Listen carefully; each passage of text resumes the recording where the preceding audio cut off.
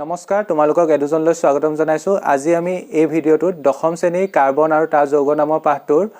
প্ৰশ্নোত্তৰখিনি বিষয়ে আলোচনা কৰিম কিন্তু ইয়াৰ আগতে মই তোমালোকক এটা কথা কৈ লওঁ যিসকলে এই পাঠটোৰ বিষয়ে নাজানা বা সম্যক জ্ঞান এটা নাই তেওঁলোকে প্ৰথমে এই পাঠটোৰ ওপৰত মই এটা ভিডিঅ' ইতিমধ্যে প্ৰস্তুত কৰি থৈছো ওৱান শ্বট ভিডিঅ' নামে তোমালোকে ওপৰ আই বটনত তাৰ লিংক পাবা সেই ভিডিঅ'টো চাইহে ইয়ালৈ আহিবা মই সেই ভিডিঅ'টো 2 ঘণ্টা সময় ভিডিঅ'টোত মই সম্পূৰ্ণ পাঠটো কভাৰ কৰিবলৈ চেষ্টা কৰিছো নতুন সেবাৰ নতুন তোমালোকৰ 2021 বৰ্ষৰ হাইস্কুল শিক্ষান্ত পৰীক্ষাৰ্থীসকলৰ বাবে যেটো সিলেবাস প্ৰস্তুত কৰিছিল হেমতে ইউডি সিলেবাসৰ মতে হেহে তোমালোকে হে ভিডিঅ'টো চাহে এই ভিডিঅ'টোলৈ আহিবা প্ৰশ্নোত্তৰখিনিলৈ আহিবা যদিহে তোমালোকে কেৱল প্ৰশ্নোত্তৰ ভিডিঅ'টো চোৱা তেন্তে তোমালোকৰ কিছুমান প্ৰশ্ন ওপৰ বাউন্সা যাব মানে ওপৰ পাৰ হৈ যাব মানে বুজি নাপাবা মই আগৰ ভিডিঅ'টোৰ লগত ৰিলেট কৰি আজি এই ভিডিঅ'টোত কোৱেশ্চনখিনি কৰিবলৈ চেষ্টা কৰিম মানে কিছুমান কথা মই আগৰ ভিডিঅ'টোৰ লগত ৰিলেট কৰি যিখিনি আগৰ ভিডিঅ'টোত কৈ আহিছিলো সেইখিনি মতে কৰিবলৈ চেষ্টা কৰিম হে তোমালোকে আগে প্ৰথমে হে ভিডিঅ'টো চাইহে এই ভিডিঅ'টোলৈ আহিবা আৰু মই আজি সেবাৰ যিখন ৰিডিউস সিলেবাস মানে 2021 বৰ্ষৰ হাইস্কুল শিক্ষান্ত পৰীক্ষাৰ্থীসকলৰ বাবে যিখন সিলেবাস প্ৰস্তুত কৰিছিল মই সেইখনৰ মতে কোৱেশ্চন আনসাৰখিনি কৰিম মানে পাঠটো যিকিটা মানে কোৱেশ্চন তোমালোকৰ সিলেবাসৰ পৰা বাদ পৰিছে সেইকিটা কোৱেশ্চন মই আজি আলোচনা নকৰো তেন্তে আহা আজি আমাৰ ভিডিঅ'টো আৰম্ভ কৰো এতিয়া পেজ নম্বৰ 61 ৰ প্ৰথম কোৱেশ্চনটোত কি কৈছিল চোৱা পেজ নম্বৰ 61 ৰ প্ৰথম কোৱেশ্চনটো কৈছিল কাৰ্বন ডাই অক্সাইডৰ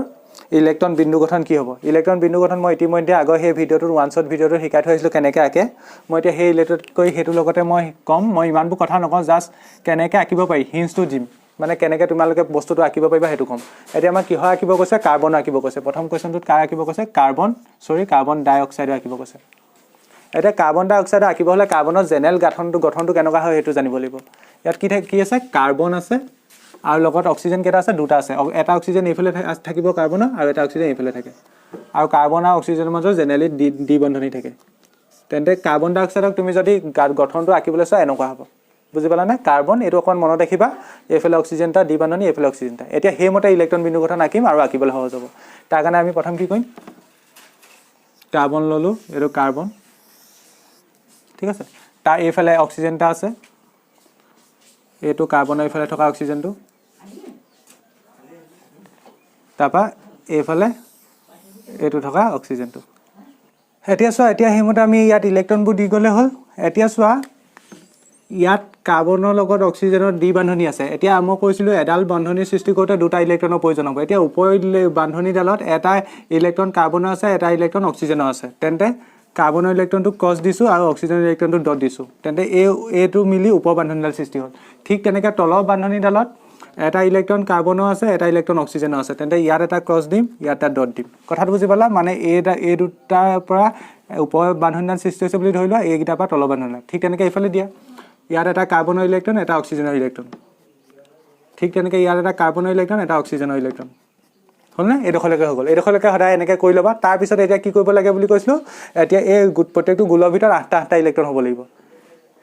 হয় কিন্তু হাইড্ৰোজেন থাকিলে দুটাই কিন্তু হাইড্ৰোজেনৰ কাৰণ বহিতম কক্ষত দুটা ইলেক্ট্ৰনে ম্যাক্সিমাম থাকিব পাৰে কিন্তু বাকিবোৰ মৌলৰ ক্ষেত্ৰত 8টা কৰিম আমি এটা প্ৰত্যেকটো সাইজৰ হেকানে তোমালোকে কাৰ্বন ডাই অক্সাইড বুলি কলে এই গাঠনটো জানিব লাগিব ঠিক আছে এটো মনত ৰাখি লবা এটা প্ৰথম কাৰ্বনটো চোৱা এই কাৰ্বনটো চোৱা কাৰ্বনৰ কেটা ইলেক্ট্ৰন হল দুটা এটা দুটা তিনটা চাৰিটা পাঁচটা ছটা সাতটা আঠটা হৈ গল এটা নেক্সট চোৱা অক্সিজেনৰ চোৱা অক্সিজেনৰ এটা দুটা তিনটা চাৰিটা আৰু কেটা লাগে 8টা কৰিবলৈ আৰু 4টা লাগে এটা দুটা তিনটা চাৰিটা পাঁচটা ছটা কেলে ডট দিছো কাৰণ অক্সিজেনৰ ইলেক্ট্ৰন ডট দিছিলো এটা দুটা তিনটা চাৰিটা পাঁচটা ছটা সাতটা আঠটা ঠিক তেনেকৈ এইফালে এটা দুটা তিনটা চাৰিটা এইফালে অক্সিজেনটো আৰু পাঁচটা ছটা সাতটা আঠটা তেন্তে এটো কি হৈ গ'ল কাৰ্বন ডাই অক্সাইড হৈ গ'ল বুজি পালা নে কেনেকৈ আকিলো আমি প্ৰথম আমি কি কৰিলো এই গাঠনটো চালো এই গাঠনটো মতে প্ৰথম কাৰ্বনটো দিলো তাৰপা এইফালে অক্সিজেনটা দিলো এইফালে অক্সিজেনটা দিলো এই ওপৰ বন্ধনডাল সৃষ্টি কৰোতে এটা কাৰ্বনৰ ইলেক্ট্ৰন আছে এটা অক্সিজেনৰ ইলেক্ট্ৰন আছে সেইকাৰণে কাৰ্বনৰ ইলেক্ট্ৰন আৰু অক্সিজেনৰ ইলেক্ট্ৰন ঠিক তেনেকৈ তলৰ বন্ধনডালত এটা কাৰ্বনৰ ইলেক্ট্ৰন এটা অক্সিজেনৰ ইলেক্ট্ৰন হেমতে দিলো ঠিক তেনেকৈ এইফালেও একে এতিয়া প্ৰত্যেকটো পৰমাণু কেইটাকে ইলেক্ট্ৰন থাকিব গোলটোৰ ভিতৰত 8টাকে মানে বহিতম কক্ষত 8টা ইলেক্ট্ৰন থাকে তেন্তে ইয়াত কেটা আছিল এটা দুটা তিনটা চাৰিটা আৰু 4টা লাগে পাঁচটা ছটা সাতটা আঠটা হৈ গ'ল কেলে ডট দিলো কাৰণ আমি অক্সিজেনৰ ইলেক্ট্ৰন কিটাক ডটে ৰিপ্ৰেজেন্ট কৰিছো ঠিক তেনেকৈ ইয়াতো একে এটো হৈ গ'ল কাৰ গঠন হৈ গ'ল ইলেক্ট্ৰনৰ বিন্দু গঠন হৈ গ'ল সৰি কাৰ্বন ডাই অক্সাইডৰ ইলেক্ট্ৰন বিন্দু গঠন হৈ গ'ল এটো আকি লোৱা তাৰ পাছৰ কোৱেশ্চনটো কি কৈছে চোৱা একেখন পেজতে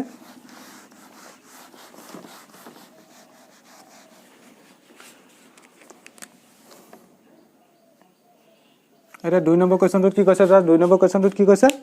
8টা সালফাৰ পৰমাণুৱে গঠিত এটা সালফাৰ অণু ইলেক্ট্ৰন বিন্দু গঠন কি হ'ব 8টা সালফাৰ পৰমাণু সালফাৰৰ সংকেত কি S আৰু ইয়াত কেইটা পৰমাণু আছে 8টা মানে S8 ৰ সেই ইলেক্ট্ৰন বিন্দু গঠন আঁকিব কৈছে বুজি পালানে কথাটো S8 সালফাৰ পাৰমাণবিক সংখ্যা কিমান 16 16 ভাঙিলে কিমান হ'ব 2 8 6 হয়নে তেন্তে বহিতম কক্ষ পূৰ কৰিবলৈ কেইটা ইলেক্ট্ৰন লাগে আৰু দুটা তেন্তে ইয়াত দুটা ইলেক্ট্ৰনৰ ভাগ বতৰা হ'ব তেন্তে সালফাৰ কেইটা আঁকিব লাগিব 8টা আঁকিব লাগিব এনেকৈ গোল 8টা দিলো আৰু ইয়াত কোৱেশ্যনটোত কৈ দিছে এটা কি কৈছে ইংগিতটা দিছে 8টা সালফাৰ পৰমাণু এটা বলয় আকৃতিত আছে মানে বলয় আকাৰত থাকে দুটা তিনটা চাৰিটা এটা দুটা তিনটা চাৰিটা পাঁচটা ছটা এটা কম হৈ যাব 1 মিনিট 8টা দিম এনেকৈ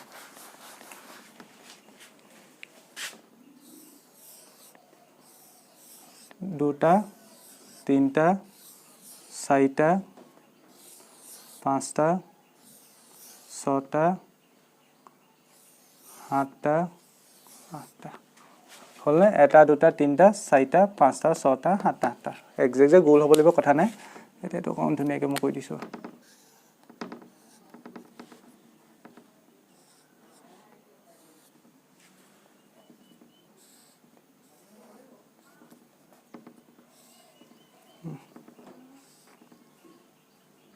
এবোৰ কি পৰমাণু সালফাৰ S এটো S তিনটা চাৰিটা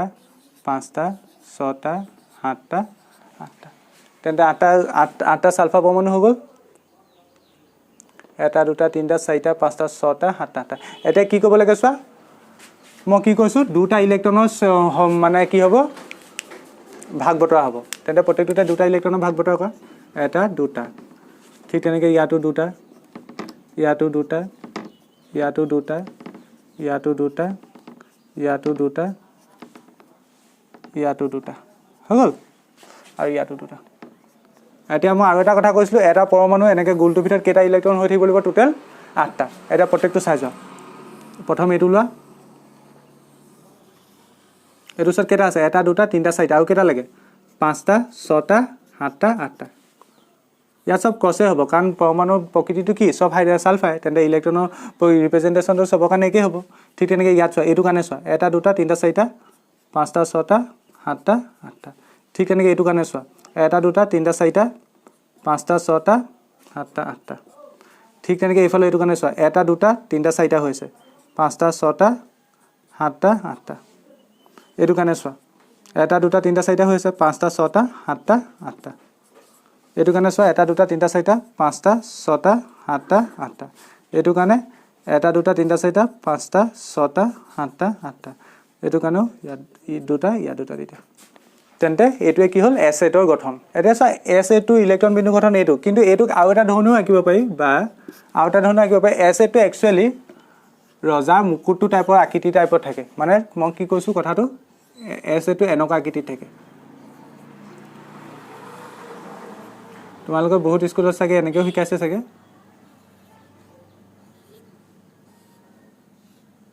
8টা হ'ল নে চোৱাচোন এনেকুৱা টাইপত মোৰ গঠনটো একজেক্ট হোৱা নাই বাৰু এনেকুৱা টাইপত বুজি পাইছা তোমালোকে ক'ৰবাত দেখিছাই চাগে এনেকুৱা গঠনটো এই কুৱেশ্যনটোত হয়নে এটা দুটা তিনটা চাৰিটা পাঁচটা ছটা সাতটা আঠটা হৈ গ'ল এতিয়া আমি জানো এডাল বান্ধনি সৃষ্টি কৰোঁতে দুটা ইলেক্ট্ৰন লাগে মানে তেন্তে ইয়াত এটা ইলেক্ট্ৰন আছে ইয়াত এটা ইলেক্ট্ৰন আছে হয়নে ঠিক তেনেকৈ এই বান্ধনিডাল সৃষ্টি কৰোঁতে ইয়াত এটা ইলেক্ট্ৰন আছে ইয়াত এটা ইলেক্ট্ৰন আছে ইয়াত এটা ইলেক্ট্ৰন আছে ইয়াত এটা ইলেক্ট্ৰন আছে ইয়াত এটা আছে ইয়াত এটা আছে ইয়াত এটা আছে ইয়াত এটা আছে ইয়াত এটা আছে ইয়াত এটা আছে এতিয়া প্ৰত্যেকটো সালফাৰৰ কেইটা ইলেক্ট্ৰন থাকিব চাৰিফালে 8টা ইলেক্ট্ৰন এতিয়া এই সালফাৰটো ক্ষেত্ৰত চোৱাচোন এইফালে এটা দুটা এইটো ধৰিব লাগিব কাৰণ ভাগ বতৰা দ্বাৰা বান্ধনিডাল সৃষ্টি হৈছে এই ইলেক্ট্ৰনটো এইটো সালফাৰ পাব এটা দুটা তিনটা চাৰিটা এই সালফাৰটো চাৰিটা ইলেক্ট্ৰন হ'ল ইয়াত এটা দিম ইয়াত এটা দিম 5টা 6টা ইয়াত এটা দিম তেনে প্ৰত্যেকটোতে তেন্তে ওপৰলৈ আৰু দুটা দি দিয়া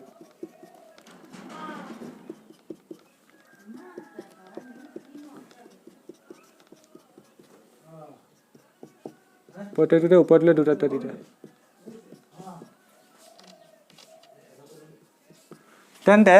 তোমালোকে ইলেক্ট্ৰন বিন্দু গঠন বুলি আহিলে পৰাপক্ষত মোৰ মতে এইটো আঁকিবা ঠিক আছে এইটোৱে বেছ কিন্তু মই এনেকেও আঁকে বা বহুতে এনেকেও শিকায় মই সেইকাৰণে এইটো প্ৰচেছো কৰি দিলোঁ ঠিক আছে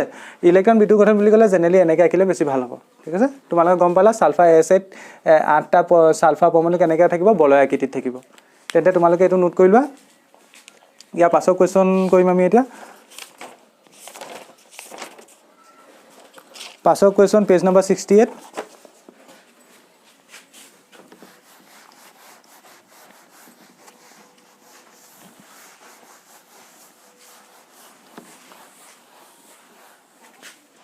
এটা পাছৰ কুৱেশ্যন কৰাৰ আগতে তোমালোকে এটা বস্তু লিখি লোৱাচোন মই সেইদিনাখন যিটো ওৱান শ্বট ভিডিঅ' বনাইছোঁ তাত এটা বস্তু সৰু বস্তু এটা স্কিপ কৰিলোঁ বেছি টান নহয় সেই বস্তুটো তোমালোকে লিখি লোৱাচোন সমযোগী যৌগ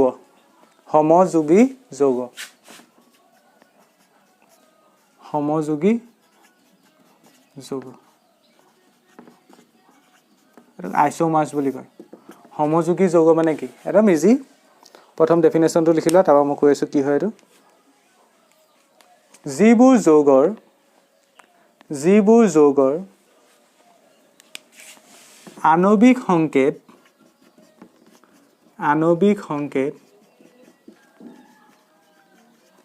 একে কিন্তু গঠন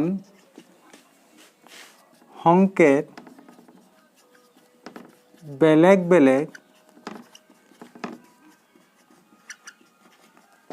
তেনেবোৰ যৌগকে সমযোগী যৌগ বোলা হয় বা কিছুমানৰ সমযোজীও থাকে দেই সমযোগী যৌগ বোলা হয় বুজি পালানে কি ক'লে কি যিবোৰ যৌগ আণৱিক সংকেত একে কিন্তু গঠন সংকেত বেলেগ মানেনো কি চোৱা এতিয়া মই তোমাক এটা এক্সাম্পল দি বুজাইছোঁ ধৰি লোৱা মই এটা কাৰ্বনৰ যৌগ এটা লৈছোঁ এইটো কি নাম বাৰু কাৰ্বন কেইটা আছে 1 2 3 4টা মিথ ইথ প্ৰপ বিউটেন এটা যদি সবৰ ফালে হাইড্ৰজেন লগাই দিওঁ কি হ'ব বিউটেন হৈ যাব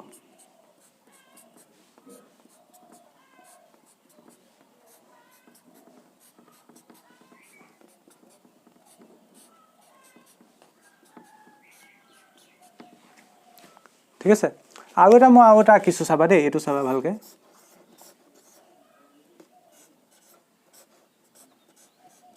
কেনেকৈ আঁকে পাছত মই দেখাই আছোঁ জাষ্ট বস্তুটো বুজাই লৈছোঁ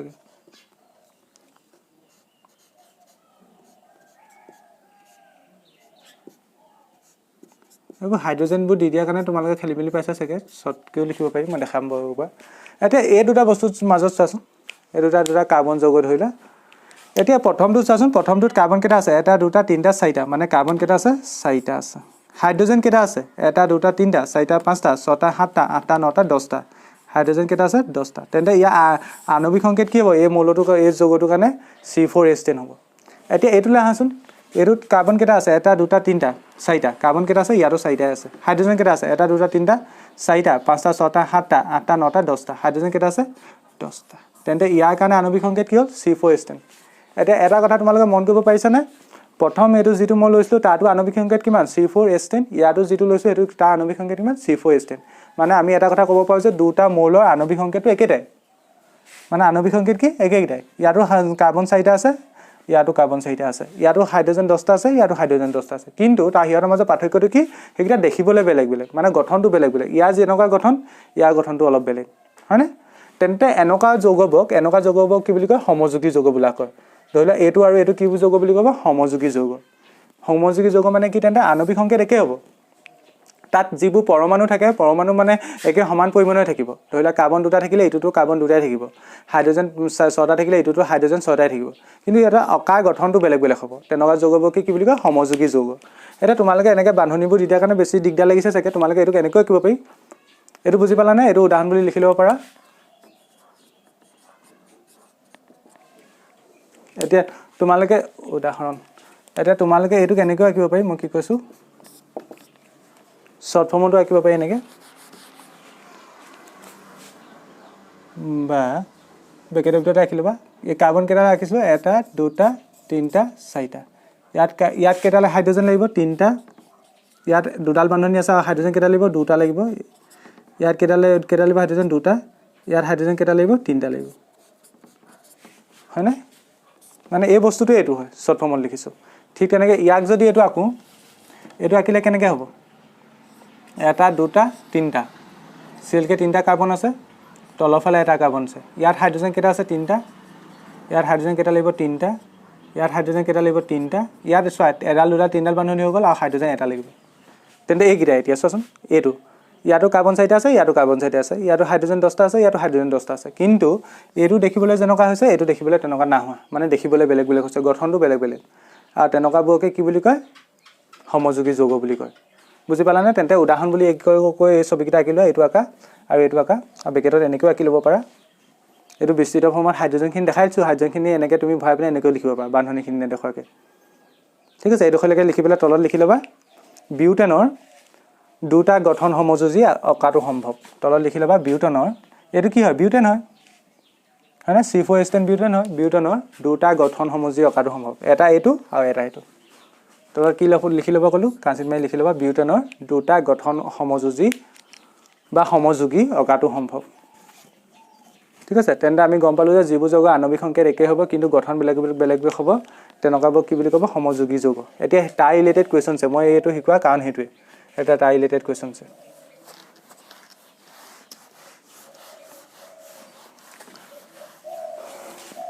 প্ৰথম কুৱেশ্যনটোত কি কৈছে চোৱা পেণ্টেনৰ বাবে কেইটা গঠন সমযোগী আঁকিব পাৰিবা পেণ্টেন এক নম্বৰ কুৱেশ্যনটো পেণ্টেনৰ বাবে এনেকুৱা কেইটা আঁকিব পাৰি সুধিছে গঠন সমযোগী মানে আণৱিক সংকেত একেই হ'ব আৰু কিন্তু দেখিবলৈ বেলেগ বেলেগ হ'ব লাগিব পেণ্টেনৰ বাবে টা সমযোগী টা গঠন সমযোগী অঁকাটো সম্ভৱ মই ইয়াত কেলে টা লিখিছোঁ কেইটা না লিখা মই আগে আঁকি চাই লওঁ তাৰপৰা যেইটা আঁকিব পাৰি সেইমতে লিখি দিম দুটা আঁকিব পাৰিলে দুটা লিখি দিম তিনিটা আঁকিব পাৰিলে তিনিটা লিখি দিম কথাটো বুজি পালানে পেণ্টেনৰ বাবে ডেছটা গঠন সমযোজী অঁকাটো সম্ভৱ সেইকেইটা হ'ল এটা তলত আঁকি চাই লওঁ আগে এতিয়া প্ৰথম চোৱা পেণ্টেন কৈছে পেণ্টেন বুলি ক'লে কাৰ্বন কেইটা আছে মিথ ইথ প্ৰপ বিউট পেণ্ট কাৰ্বন কেইটা আছে 5টা মিথ ইথ পেণ্ট কাৰ্বন কেইটা আছে 5টা পেণ্টেন এলকেন মানে হাইড্ৰজেন কেইটা আছে 5ক দুগুণ কৰিলে 10 12টা হাইড্ৰজেন কেইটা আছে 12টা এইবোৰ আঁকিবলৈ জানা তোমালোকে আগৰ ভিডিঅ'টো চাই আহিবা অসুবিধা লাগিছে যদি এতিয়া এইটো মতে এইটো এটা আঁকাচোন জেনেৰেলটো আঁকি লোৱা 3টা 4টা 5টা হয় পেণ্টেন 5টা হ'ল আৰু প্ৰত্যেকটোতে ইয়াত কেইটা হাইড্ৰজেন বহিব 3টা ইয়াত কেইটা বহিব 2টা ইয়াত কেইটা বহিব 2টা ইয়াত কেইটা বহিব 3টা জানা মই আগৰ ভিডিঅ'বোৰ শিকাই থৈ আহিছোঁ তেন্তে এটা এইটো হ'ল এতিয়া এনেকুৱা আৰু কেনেকুৱা কেইটা আঁকিব পাৰিবা তোমালোকে ভাবাচোন যাতে একে থাকিব লাগিব কাৰ্বন 5টাই থাকিব লাগিব হাইড্ৰজেন 12টাই থাকিব লাগিব কিন্তু দেখিবলৈ বেলেগ বেলেগ হ'ব পাৰে কেনেকুৱা আঁকিব পাৰিবা ভাবাচোন অকণমান আৰু সেইবোৰ কি হ'ব গঠন সমযোগী হ'ব এতিয়া ধৰি লোৱা তুমি এই বস্তুটো এনেকৈ লৈ আনিলা ছিঙি লৈ আনিলা আনি পেলাই যদি ইয়াত এনেকৈ লগাই যোৱা তেতিয়া দেখিবলৈ বেলেগ হ'ব কিন্তু বস্তু একেটাই থাকিব কেনেকৈ হ'ব চোৱা মই কি কৈছোঁ ইয়াত কাৰ্বন একেটা হাইটে কেইটা লৈছোঁ 5টা লৈছিলোঁ এবাৰ 4টা লওঁ ঠিক আছে যিটো কাৰ্বন বাকী থাকিলে মই সেইটো ইয়াত লগাইছোঁ কেলে ইয়াত নালগা তুমি সেইটো মই কৈ আছোঁ ইয়াত লগালো এতিয়া ইয়াত লগাই দিয়াৰ লগে লগে বাকীবোৰত হাইড্ৰজেন লগাই দিয়া ইয়াত হাইড্ৰজেন 3টা বহিব ইয়াত হাইড্ৰজেন 3টা বহিব ইয়াত এডাল দুটা তিনিডাল বান্ধনি হাইড্ৰজেন আৰু এটা বহিব ইয়াত হাইড্ৰজেন কেইটা বহিব 2টা বহিব এইখিনি জানাই ইয়াত হাইড্ৰজেন 3টা বহিব এতিয়া চোৱা এইটো বস্তু আৰু এইটো বস্তু দেখিবলৈ একেই কিন্তু হিচাপ কৰি চোৱা ইয়াতো কাৰ্বন 5টাই আছে হাইড্ৰজেন 12টাই আছে কথাটো বুজি পালা তেন্তে এইটো আৰু এইটো কি হ'ল গঠন সমযোগী হ'লনে হ'ল দুটা এতিয়া মই কথাটো কৈছিলোঁ মই যে এইটো যিটো বস্তু ছিঙি আনিছিলোঁ সেইটো প্ৰথমটোত কেলৈ নলগালোঁ প্ৰথমটোত লগাই দিয়াহেঁতেন কেনেকুৱা হ'লহেঁতেন চোৱাচোন প্ৰথমটোত লগাই দিয়াহেঁতেন এনেকুৱা হ'লহেঁতেন CH2 এনেকুৱাকৈ ইয়াত লাগি গ'লহেঁতেন হয়নে এইটো আৰু এইটো আল্টিমেট একেটাই বস্তু হয়নে এইডালকে যদি অকণমান চিধাকৈ লিখা তুমি বন্ধনডাল এনেকৈ চিধাকৈ লিখা কাৰ্বন লগত বন্ধনীহে তুমি এনেকৈ লিখিব পাৰা তেতিয়া এইটো পাই যাবানে পাই যাবা মানে আমি ইয়াৰ পৰা এটা কথা বুজিলোঁ দেখিবলৈ বেলেগ বেলেগ হ'ব লাগিব বেলেগ বেলেগ হোৱা মানে কি সম্পূৰ্ণ বেলেগ হ'ব লাগিব তুমি পজিশ্যন চেঞ্জ কৰিলে সেই আগৰ বস্তুটো পাব নোৱাৰিবা এতিয়া তুমি এইটোক যেনেকুৱা যি ঘূৰা মলোৱা যি কৰা কেতিয়াও এইটো নোপোৱা এনেকুৱা ধৰণৰ দেখিবলৈ নহয় কিন্তু এই বস্তুটোক যেতিয়া মই যিটো এইটো আঁকিছিলোঁ এইটোক যদি অকণমান কাৰ্বনৰ এইডালৰ যদি পজিশ্যনটো অকণমান চেঞ্জ কৰি দিওঁ বা হেৰি কৰি দিওঁ তেতিয়া এই বস্তুটো পাই যাম তেন্তে গঠন সমযোগী মানে কি তেন্তে দেখিবলৈ বেলেগ হ'ব লাগিব বেলেগ মানে কি তাৰ পজিশ্যন চেঞ্জ কৰিলে একদম বেলেগ হৈ থাকিব লাগিব এতিয়া এই বস্তুটোক তুমি যেনেকৈ পজিশ্যন নকৰা চেঞ্জ নকৰা বা উল্টা পুল্টা যেনেকুৱা নকৰা এইটো নিচিনা একে নহয় মানে এইটো সম্পূৰ্ণ বেলেগ হ'বই মানে দুটা গঠন সমযোগী আঁকিব পাৰিলোঁ আৰু কেনেকুৱা হ'ব পাৰে এতিয়া তোমালোকে আৰু এটা কথা ভাবিব পাৰা এই বস্তুটো মই এতিয়া এই কাৰ্বনটোতহে লগাইছিলোঁ এতিয়া এই বস্তুটো যদি মই এই কাৰ্বনটোত লগাই দিওঁ মানে ধৰি লোৱা তোমালোকে এটা কথা ভাবিছা চাগে তেতিয়াও সেইটোও হ'ব CH2 ইয়াত CH2 মই এই CH3 গ্ৰুপটো ছেকেণ্ড কাৰ্বনত লগাইছিলোঁ এইবাৰ এইটো কাৰ্বনত লগোৱা কথা কৈছোঁ তোমালোকে ভাবিছা চাগে এইটো হ'ব পাৰে হয়নে কিন্তু ইয়াত এটা কথা আছে চোৱা তুমিহে ধৰি লোৱা বস্তুটো মানুহজন তুমি এইফালে আছা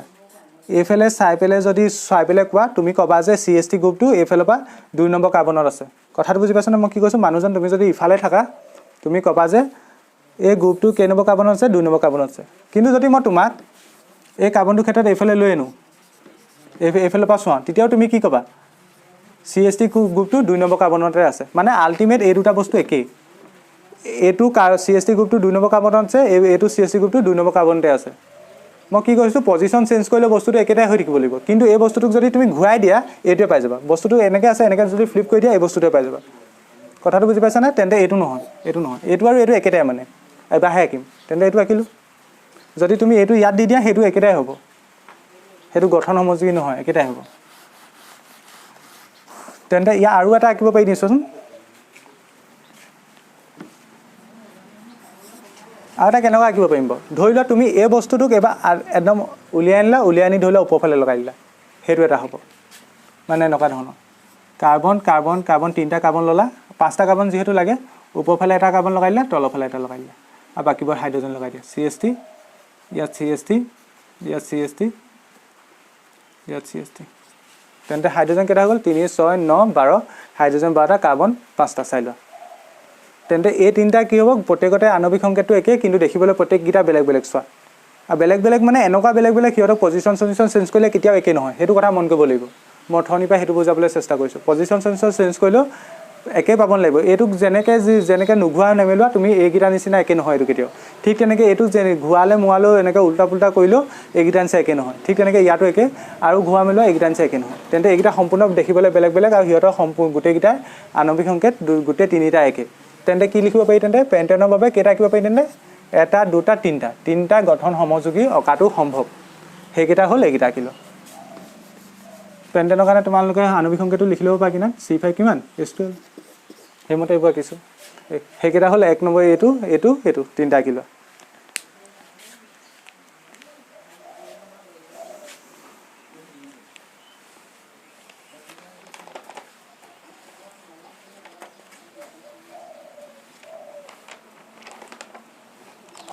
এটা নেক্সট কুৱেশ্যনটো চোৱা কাৰ্বনৰ কোন দুটা ধৰ্মৰ বাবে আমি আমাৰ চাৰিফালে অজস্ৰ কাৰ্বন যৌগ পাওঁ এইটোতো একদম ইজি মই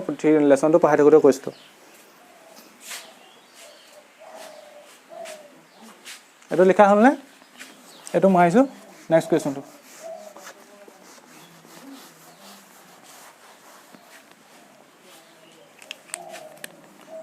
দুই নম্বৰ কুৱেশ্যনটো কাৰ্বনৰ কোন দুটা ধৰ্মৰ বাবে আমি আমাৰ চাৰিফালে অজস্ৰ কাৰ্বন যৌগ পাওঁ লিখি যোৱা কাৰ্বনৰ নিম্নোক্ত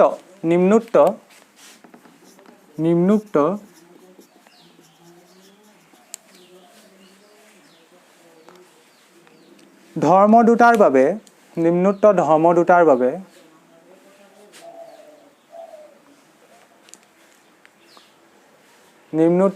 দুটাৰ বাবে আমি আমাৰ চাৰিওফালে অজস্ৰ কাৰ্বন যৌগ পাওঁ অজস্ৰ কাৰ্বন যৌগ পাওঁ তেনেকৈ সৰুকৈ আঁচডাল পাই তলত 1 নম্বৰ লিখিবা 1 নম্বৰটো কি আছিলে কেটিনেশ্যন মনত পৰিছেনে কেটিনেশ্যন এইটো মই থিয়ৰী ভিডিঅ'টোতো শিকাইছিলোঁ আৰু 2 নম্বৰটো হৈছে চতু সহযোজিতা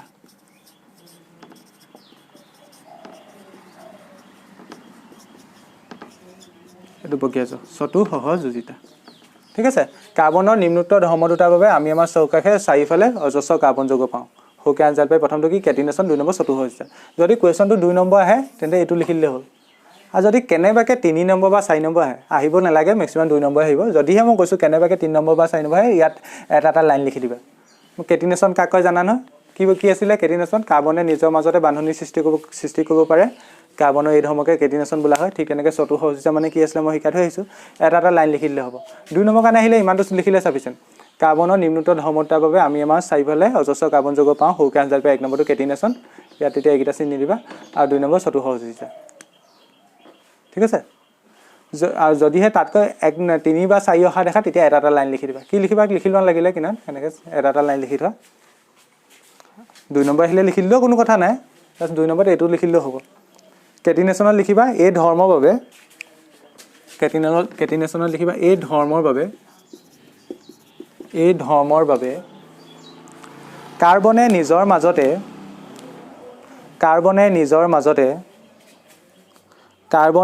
মাজতে বান্ধনি সৃষ্টি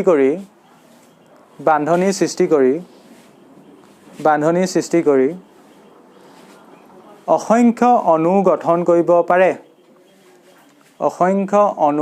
কৰিব পাৰে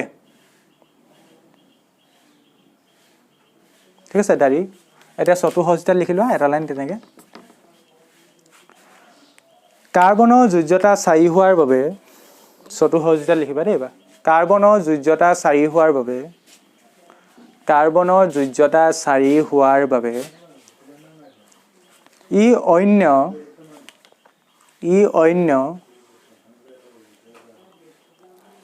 4টা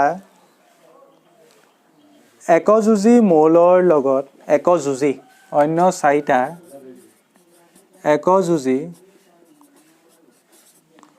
মৌলৰ লগত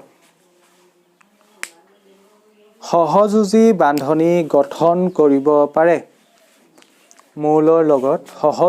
বান্ধনি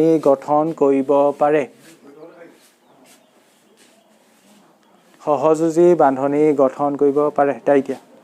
এবাৰ নেক্সট কুৱেশ্যন 3 নম্বৰ অকণমান স্পীড যাম এতিয়া 3 নম্বৰ কুৱেশ্যনটোত কি কৈছে চোৱা সাইক্লোপেণ্টেনৰ সংকেত আৰু ইলেক্ট্ৰনীয় বিন্দু গঠন লিখা সাইক্লোপেণ্টেনৰ সংকেত প্ৰথম সংকেত লিখিব কৈছে নেক্সট ইলেক্ট্ৰনীয় বিন্দু গঠন সাইক্লো মানে কি কৈছিলোঁ মই ঘূৰণীয়া সাইক্লোপেণ্টেনৰ সংকেত পেণ্টেন মানে কি আছিলে carbon myth ইথ prop বিউট PAN carbon 5টা আৰু সাইক্লো মানে ঘূৰণীয়াকৈ থাকিব ধৰি লোৱা 1 2 3 4 5টা এনেকুৱাকৈ থাকিব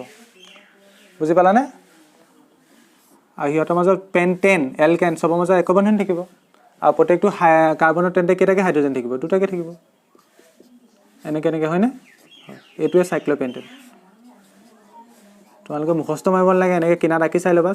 পেণ্টেন প্ৰথম পেণ্টেন মানে কি কাৰ্বন 5টা আৰু এলকেন হয় মানে এক বন্ধনী আছে সাইক্লো মানে ঘূৰণীয়াকৈ আঁকিব লাগিব কাৰ্বনকেইটা 1 2 3 4 5টা আৰু এতিয়া চোৱা কাৰ্বনক কেইডালকৈ বান্ধনি লাগে আৰু 2ডাল আৰু প্ৰত্যেকটা হাইড্ৰজেন ভৰাই দিয়া এতিয়া ইয়াৰ কিমান হ'ব সংকেত কিমান হ'ব কাৰ্বন কেইটা 1 2 3 4 5টা কাৰ্বন 5টা নেক্সট হাইড্ৰজেন কেইটা হিচাপ কৰা প্ৰত্যেকটো কাৰ্বনত হাইড্ৰজেন 2টাকৈ আছে তেন্তে 10টা থাকিব অবভিয়াছলি তোমালোকে হিচাপো কৰি চাব পাৰা 1 2 3 4 5টা 6টা 7টা 8টা 9টা 10টা এইটো তেন্তে সাইক্লোপেণ্টেনৰ সংকেত কিমান C5H10 এতিয়া ইয়াৰ গঠনটো আঁকি দিয়া সৰি গঠনটো নহয় এইটো সংকেতটো হ'ল এবাৰ ইলেক্ট্ৰন বিন্দু গঠন এটা তলত লিখিবা মইতো মোহাইছোঁ জেগাৰ কাৰণে এইটো চাই ইলেক্ট্ৰন বিন্দু গঠনটো আঁকিব পাৰিম মই আগৰ পৰা শিকাই আহিছোঁ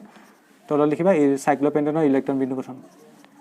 সাইক্লোপেণ্টেনৰ ইলেক্ট্ৰন বিন্দু গঠন কাৰ্বন কেইটা আছে 5টা আছে ঘূৰণীয়াকৈ আছে প্ৰথম কাৰ্বনখিনি আঁকি লওঁ এটা দুটা তিনিটা চাৰিটা হে আকৌ খেলি মেলি লাগি গ'ল তোমালোকে পেঞ্চিলে আঁকিবা পৰীক্ষাত দেই এটা দুটা তিনিটা চাৰিটা মজা এইবাৰ 5টা হয়নে এইবোৰ কি আঁকিলোঁ মই এইকেইটা কাৰ্বন আঁকিছোঁ এটা দুটা তিনিটা চাৰিটা 5টা এইটো চাই চাই আঁকি আছোঁ ঠিক আছে 5টা এতিয়া কি কৰিব লাগে প্ৰত্যেকটো কাৰ্বনতে দুটা হাইড্ৰজেন আঁকিব লাগে ধৰি লওক ইয়াত এটা হাইড্ৰজেন আঁকিছোঁ সৰু সৰুকৈ কিবা ইমান ডাঙৰকৈ নাকিলে হ'ব ইয়াত এটা হাইড্ৰজেন আঁকিছোঁ ঠিক তেনেকৈ ইয়াত এটা হাইড্ৰজেন ইয়াত এটা হাইড্ৰজেন ঠিক তেনেকৈ ইয়াত এটা হাইড্ৰজেন প্ৰত্যেকটো কাৰ্বনত দুটা হাইড্ৰজেন ঠিক তেনেকৈ ইয়াত এটা হাইড্ৰজেন ইয়াত এটা হাইড্ৰজেন ইয়াত এটা হাইড্ৰজেন ইয়াত এটা হাইড্ৰজেন মানে এইটো এছ এইটো এছ এইটো এছ এইটো এছ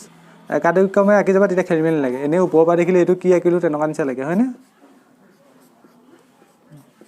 এতিয়া প্ৰত্যেকডাল বান্ধনিৰ সৃষ্টি হওঁতে কি লাগে দুটা ইলেক্ট্ৰন এটা কাৰ্বনৰ এটা হাইড্ৰজেনৰ দি যোৱা সেইমতে প্ৰথম কাৰ্বনৰ মাজৰখিনি দি লোৱা এই কাৰ্বনৰ মাজত ইয়াত এটা কাৰ্বনৰ ইলেক্ট্ৰন আছে ইয়াত এটা কাৰ্বনৰ ইলেক্ট্ৰন মানে ইয়াত এটা কাৰ্বনৰ ইলেক্ট্ৰন ঠিক তেনেকৈ এইটো কাৰ্বন গ'লে বা এইটো আৰু এইটো কাৰ্বনৰ মাজত ইয়াত এটা কাৰ্বনৰ ইলেক্ট্ৰন ইয়াত এটা কাৰ্বনৰ ইলেক্ট্ৰন ঠিক তেনেকৈ এইবাৰ এইটো কাৰ্বনৰ মাজত দুটা ইলেক্ট্ৰন ঠিক তেনেকৈ এইবাৰ এইটো কাৰ্বনৰ মাজত খেলি মেলি নকৰিবা দুটা ইলেক্ট্ৰন ঠিক তেনেকৈ এইটো আৰু এইটো কাৰ্বনৰ মাজত দুটা ইলেক্ট্ৰন হ'ব হ'ল এবাৰ কাৰ্বন আৰু হাইড্ৰজেন যদিহে কাৰ্বনৰ ইলেক্ট্ৰনৰ ক্ৰছ দিয়া এইবাৰ হাইড্ৰজেনৰ ইলেক্ট্ৰনৰ ডট দিবা ইয়াত মই ধৰি লওক কছ ডট হয় ঠিক তেনেকৈ ইয়াৰ বান্ধনীডালৰ কাৰণে ইয়াত কছ এটা ডট এটা ভালকৈ দিবা ধুনীয়াকৈ মোতকৈ ধুনীয়াকৈ আঁকিবা ইয়াত কছ এটা ডট এটা ইয়াত কছ এটা ডট এটা ইয়াত কছ এটা ডট এটা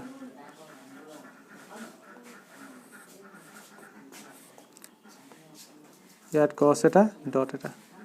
ইয়াত কছ এটা ডট এটা ইয়াত কছ এটা ডট এটা ইয়াত কছ এটা ডট এটা ইয়াত কছ এটা ডট এটা হৈ গ'ল নে গোটেইখিনিতে হ'ল নাই চোৱাচোন হ'ল গোটেইখিনিতে এতিয়া প্ৰত্যেকটোতে মিলাই চাব পৰা মিলি যাব এই কাৰ্বনটো লোৱা এটা দুটা তিনিটা চাৰিটা 5টা 6টা 7টা 8টা থাকিব লাগে এইটো লোৱা এক মিনিট ফ'কাছটো নহয় নেকি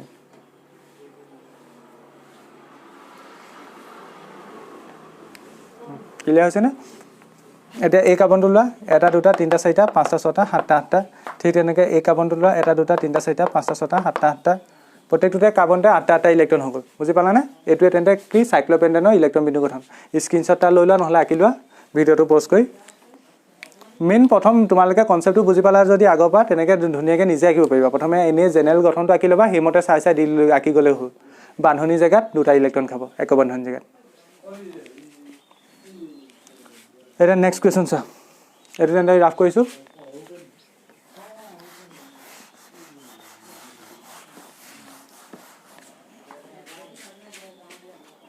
এটা কৈছে নেক্সট কুৱেশ্যনটোত কৈছে তলৰ যৌগবোৰৰ গঠন আঁকি দেখুওৱা তলৰ যৌগবোৰৰ গঠন আঁকি দেখুওৱা তোমাক কেইটামান যৌগৰ নাম দি দিছে গঠন আঁকিব কৈছে 4 নম্বৰ 1টোত কৈছে ইথানোইক এচিড কি কৈছে ইথানোইক এচিড মই আগৰ ভিডিঅ'টো ধুনীয়াকৈ শিকাই থৈ আহিছোঁ 1 শ্বট ভিডিঅ'টো ইথানোইক এচিড ইথ মানে কাৰ্বন কেইটা আছে দুটা মই আঁকিহে যাম এতিয়া দেই ভিডিঅ'টো যথেষ্ট দীঘল হৈছে ইথানোইক কাৰ্বন দুটা আছে অইক এচিড মানে কি আছে ইয়াত কাৰ্বক্সিলিক আছে কাৰ্যকৰী মূলকটো কি কাৰ্বক্সিলিক এচিডৰ চিম্বলটো কেনেকৈ আছিলে কাৰ্বনৰ ওপৰৰ ফালে অক্সিজেন থাকিব এইফালে OH থাকিব লগাই দিয়া কাৰ্বনৰ এইফালে অক্সিজেন এইফালে OH হৈ গ'ল এতিয়া ইয়াত এডাল দুডাল তিনিডাল চাৰিডাল বান্ধনি হৈ গ'ল ইয়াত আৰু তিনিডাল লগাই দিয়া প্ৰত্যেকটোতে হাইড্ৰজেন লগাই দিয়া তেন্তে এইটো কি হ'ল ইথানোইক এচিড হৈ গ'ল হ'ল ছেকেণ্ডটো এতিয়া চোৱা ছেকেণ্ডটো কি কৈছে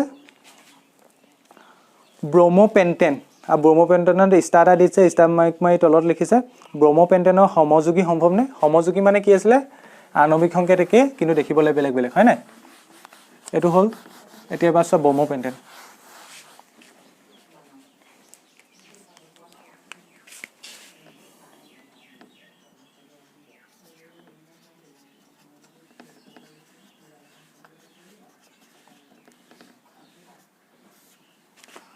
ব্ৰম'পেণ্টেন ইয়াত পেণ্টেন প্ৰথম কাৰ্বন কেইটা আছে 5টা 1 2 3 4 5টা ব্ৰমো মানে কি আছে ব্ৰমিন আছে কাৰ্যকৰীমূলক ব্ৰমিন আছে ব্ৰমিনটো লগাই দিয়া আৰু বাকিবোৰ হাইড্ৰজেন লগাই দিয়া আৰু তোমালোকে শৰ্ট ফৰ্মত এনেকৈ লগালেও হ'ব বা লং ফৰ্মত এনেকৈ দেখাইও দিব পাৰা বান্ধনিখিনি নদুখাকৈ লগালেও হ'ব এইটো ব্ৰমো পেণ্টেন মানে এইটো এনেকুৱাকৈ আঁকিব পাৰি কেনেকৈ আঁকিব পাৰি প্ৰথম এইটো কাৰ্বনত এইটো কাৰ্বন কাৰ্বন কাৰ্বন কাৰ্বন মানে কাৰ্বন কেইটা আছে 5টা আছে এটা কাৰ্বনত ব্ৰমিন আছে এইটো কাৰ্বনত 3টা হাইড্ৰজেন আছে এইটো কাৰ্বনত 2টা হাইড্ৰজেন আছে এইটো 2টা মাজত 2টাই থাকে এইটো 2টা এইটো 2টা ঠিক আছে এইটো আৰু এইটো একেটা বস্তু ঠিক আছে এইটো হৈ গ'ল ব্ৰমো পেণ্টেনৰ গঠনটো হৈ গ'ল এতিয়া এইটো ষ্টাৰ্মাৰ্ক মাৰি কি কৈছিলে ব্ৰমো পেণ্টেনৰ গঠন সমযোগী সম্ভৱনে আমি জানো যে গঠন সমযোগী মানে যিবোৰ আণৱিক সংকেত একেই কিন্তু গঠন সংকেত বেলেগ বেলেগ এতিয়া ব্ৰমো পেণ্টেন মানে এইটো হয়নে এতিয়া ইয়াক তুমি বেলেগ বেলেগ ধৰণে আৰু আঁকিব পাৰিবা নি হয় নিশ্চয় পাৰিম যদিহে ব্ৰমিনটো যদি এনেকৈ লৈ আনি পেলাই প্ৰথম কাৰ্বনটোত যায় ধৰি লোৱা তুমি মানুহজন এইফালে আছা তেন্তে তোমাৰ কাৰণে প্ৰথম কাৰ্বন এইটো হ'ব 1 নম্বৰ কাৰ্বন এইটো 2 নম্বৰ কাৰ্বন এইটো 3 নম্বৰ কাৰ্বন এইটো 4 নম্বৰ এইটো 5 নম্বৰ তুমি কি কৰিব পাৰিবা ব্ৰমিনটো এনেকৈ আনি পেলাই প্ৰথম কাৰ্বনত লাগি আছে তুমি 2 নম্বৰ কাৰ্বনত লগাই দিব পাৰিবা সেইটো এটা গঠন সমযোগী হ'ব ঠিক তেনেকৈ এইটোত লগাই দিব পাৰিবা সেইটো এটা হ'ব কথাটো বুজি পালানে তেন্তে ব্ৰমো পেণ্টেনৰ গঠন সমযোগী সম্ভৱনে হয় তলত লিখিবা তেন্তে ব্ৰমো পেণ্টেনৰ সমযোগী সম্ভৱ দাৰি এতিয়া সমযোগী সম্ভৱ হয় এতিয়া কি ক'লো ব্ৰমিনটো এনেকৈ এটা আনি পেলাই এটা লগাই গ'লে ছেকেণ্ড কাৰ্বনত লগালা তৃতীয় কাৰ্বনত লগালা তেনেকৈ তুমি গঠন সমযোগী আঁকিব পাৰিবা আৰু এটা কাম কৰিব পাৰিবা তুমি CH3টো এনেকৈ আনিলা 2 নম্বৰ কাৰ্বনত লগালা তেনেকৈ CH3টো কৰিব পাৰিবা মানে ব্ৰমো পেণ্টেনৰ বহুত গঠন সমযোগী আঁকিব পাৰিবা ঠিক আছে কি লিখিলা তেন্তে ব্ৰমো পেণ্টেনৰ গঠন সমযোগী সম্ভৱ দাৰি তাৰ ভিতৰত দুটামান হ'ল এটা কি কৰিব পাৰিবা ব্ৰমিনটো আনি পেলাই ইয়াত দ্বিতীয় কাৰ্বনটোত লগাই দিব পাৰিবা তাৰ ভিতৰত দুটামান হ'ল সৌকে আজডাল পাই এটা কি লিখিবা তেন্তে প্ৰথম CH3 CH2 এলা মই কাৰ্বনখিনি লিখিছোঁ কাৰ্বন 5টা কাৰ্বন হ'ল না হ'ল প্ৰথম কাৰ্বনত ব্ৰমিনটো আছিলে মই বা কিহত লগাব গৈছোঁ দ্বিতীয় কাৰ্বনত লগাব গৈছোঁ এইটো এটা হ'ব তোমাক গোটেইখিনি আঁকিব নালাগে জাষ্ট মই এনে দুটামান লিখি দিছোঁ এইবোৰ বিষয়ে তোমালোকে ছেকেণ্ডত ধুনীয়াকৈ পঢ়িব পাবা ফাৰ্ষ্ট ছেকেণ্ডত যদি চায়েন্স লোৱা এইটো এটা হ'ল আৰু এটা কৰিব পাৰিবা তোমাৰ ফালৰ পৰা এইটো প্ৰথম কাৰ্বন আছিলে এইটো দ্বিতীয় কাৰ্বন আগতে প্ৰথম কাৰ্বনত লাগিছিলে তুমি দ্বিতীয় কাৰ্বনত লগাই দিলা সেইটো এটা হ'ল এবাৰ তৃতীয় কাৰ্বনত লগাই দিব পাৰিবা সেইটো এটা হ'ব আৰু তলত কি লিখো আৰু এটা কোনটো কেনেকুৱা হ'ব 5টা তৃতীয় কাৰ্বনত লগাই দিলা ব্ৰমিনটো এইটো এটা হ'ব বাকীবোৰত হাইড্ৰজেন সোমাই যাব এতিয়া ইয়াত ব্ৰমিনৰ দ্বাৰা আৰু গঠন সমযোগী আঁকিব পাৰিবা নেকি ব্ৰমিনৰ সহায়ত তোমালোকে বহুতে ভাবিবা আৰু এটা কৰিব পাৰি এইটো আনি পেলাই চতুৰ্থ কাৰ্বনত লগাই দিম সেইটো এটা ক'ব পাৰা বহুতে কিন্তু সেইটোত কি প্ৰব্লেম হ'ব চোৱা তুমি এইফালৰ পৰা ক'লে সেইটো চতুৰ্থ কাৰ্বন হয় কিন্তু যদি তুমি মানুহজন এইফালৰ পৰা গুচি আহা তেন্তে তোমাৰ কাৰণে সেইটো কি কাৰ্বন হৈ যাব দ্বিতীয় কাৰ্বন হ'ব মানে বস্তুটো উল্টাই দিলে তোমাৰ সেই বস্তুটো এইটোৰ লগতে মিলি যাব বুজি পালানে যদিহে তুমি ব্ৰমিনটো ইয়াত লগাই পেলাই তাক উল্টাই দিয়া এইটোৰ লগতে মিলি যাব মই কি কৈছিলোঁ গঠন সমযোগী হ'লে তাক পজিশ্যন চেঞ্জ কৰি থাকিলেও উল্টাই পুল্টাই দিলেও মানে একে হ'ব নালাগিব সম্পূৰ্ণ গঠনটো বেলেগ হ'ব লাগিব তেন্তে ব্ৰমিনৰ এছপেক্টত আমি গঠন সমযোগী এই দুটাই আঁকিব পাৰিম হয়নে এই দুটাই আঁকিব পাৰিম আৰু আঁকিব পাৰিম ইহঁতৰ CH3টো আঁতৰাই আনি পেলাই এনেকৈ লগালোঁ সেইবোৰ বেলেগ কথা কিন্তু আমি গোটেইখিনি নিয়াকৈ এতিয়া আমাৰ জাষ্ট গঠন সমযোগী সম্ভৱ হয়নে নহয় সুধিছিলে তেন্তে গঠন সমযোগী সম্ভৱ তাৰ ভিতৰত দুটা হ'ল বুলি এই দুটা লিখি ল'ব পাৰা ঠিক আছে এতিয়া ইয়াৰ পাছৰ কুৱেশ্যনটো গঠন আঁকিডোখৰত কি দিছিলে বিউটাননটো দিছিলে বিউটানন কি আছে তেন্তে কাৰ্যকৰীমূলক আছে কিটন আছে বিউটানন বিউট কেইটা কাৰ্বন মিড ইথ প্ৰপ বিউট 4টা কাৰ্বন নন কিটন আছে কিটন থাকিলে দুইফালে কাৰ্বন থাকিব লাগিব মানে ওপৰফালে অক্সিজেন এইটো মই আগৰ ভিডিঅ'টোতো শিকাইছিলোঁ ইয়াত কি হ'ব হাইড্ৰজেন 3টা ইয়াত 1 2 3 4 ইয়াত হাইড্ৰজেন নোসোমায় ইয়াত 2টা হাইড্ৰজেন সোমাব ইয়াত 3টা হাইড্ৰজেন সোমাব সেইটো হয় তোমালোকে বান্ধনিখিনিও আঁকি দেখাব পাৰা এনেকৈ সেইটোও হ'ব ধৰি লোৱা এনেকৈ আঁকিলেও হ'ব ডাইৰেক্ট বান্ধনিবোৰ দেখাই দিছোঁ এইটো কি হৈ গ'ল তেনে বিউটানন একেটাই বস্তু দুটা এটা নেক্সটটো কি দিছিলে চোৱা নেক্সটটো দিছিলে হেক্সানেল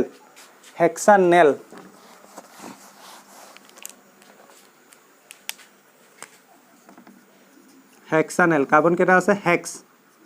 6টা আছে লগোৱা 1 2 3 4 5 6টা হল এল মানে কি কাৰ্যকৰীমূলক আছে এলডিহাইড আছে এলডিহাইড থাকিলে কি আছিল কাৰ্বন উপফালে অক্সিজেন আৰু এলডিহাইড এচ থাকিব হেক্সানেল কাৰ্বন লগাই দিয়া তাত লগত কি থাকিব এচ থাকিব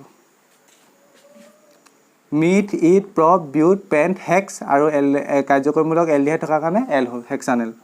এটা বাকিবোৰত হাইড্ৰোজেন লগাই দিয়া ইয়াত 3টা হাইড্ৰোজেন লাগিব ইয়াত দুডাল বান্ধনী আৰু দুটা হাইড্ৰোজেন লাগিব ইয়াত দুডাল বান্ধনী আৰু দুটা হাইড্ৰোজেন লাগিব ইয়াত দুডাল বান্ধনী আৰু দুটা হাইড্ৰোজেন লাগিব ইয়াত আৰু দুটা হাইড্ৰোজেন ইয়াত হাইড্ৰোজেন নালাগে কাৰণ এডাল দুটা চাৰিডাল হৈ গ'ল তেন্তে এইটো কি হ'ল তেন্তে বিউটানন এটা তলৰ 5 নম্বৰ কোৱেশ্চনটোত কি কৈছে স্যাৰ তলৰ যৌগবোৰৰ নাম লিখা তোমাক কেইটামান যৌগ দিছিলে যৌগকেইটাৰ নাম লিখিব কৈছিলে একদম ইজি যৌগৰ নামাকৰণ কৰোঁতে মই কৈ আহিছিলোঁ কি চাব লাগে 3টা বস্তু চাব লাগে প্ৰথম কাৰ্বনৰ সংখ্যা দ্বিতীয় বান্ধনী প্ৰকাৰ কাৰ মাজত কাৰ্বন পৰমাণুৰ মাজত তৃতীয় কাৰ্যকৰীমূলক আছেনি এটা প্ৰথমটো দিছিলে CH3 CH2 Br প্ৰথমটো দিছিলে CH2 Br 3টা ষ্টেপ সদায় কাৰ্বনৰ সংখ্যা বান্ধনী প্ৰকাৰ বান্ধনীটো কাৰ মাজত চাম এক বান্ধনী নে দ্বি বান্ধনী আছে নে ত্ৰি বান্ধনী আছে কাৰ মাজত কাৰ্বন পৰমাণুৰ মাজত আৰু তৃতীয়টো কাৰ্যকৰীমূলক আছেনি ইয়াত প্ৰথম চা কাৰ্বনৰ সংখ্যা 1 2 হলে ইথ হয় এটা বান্ধনী প্ৰকাৰ কি এক বান্ধনী হলে কি হয় এন হয় মানে আলটিমেট কি এটো ইথেন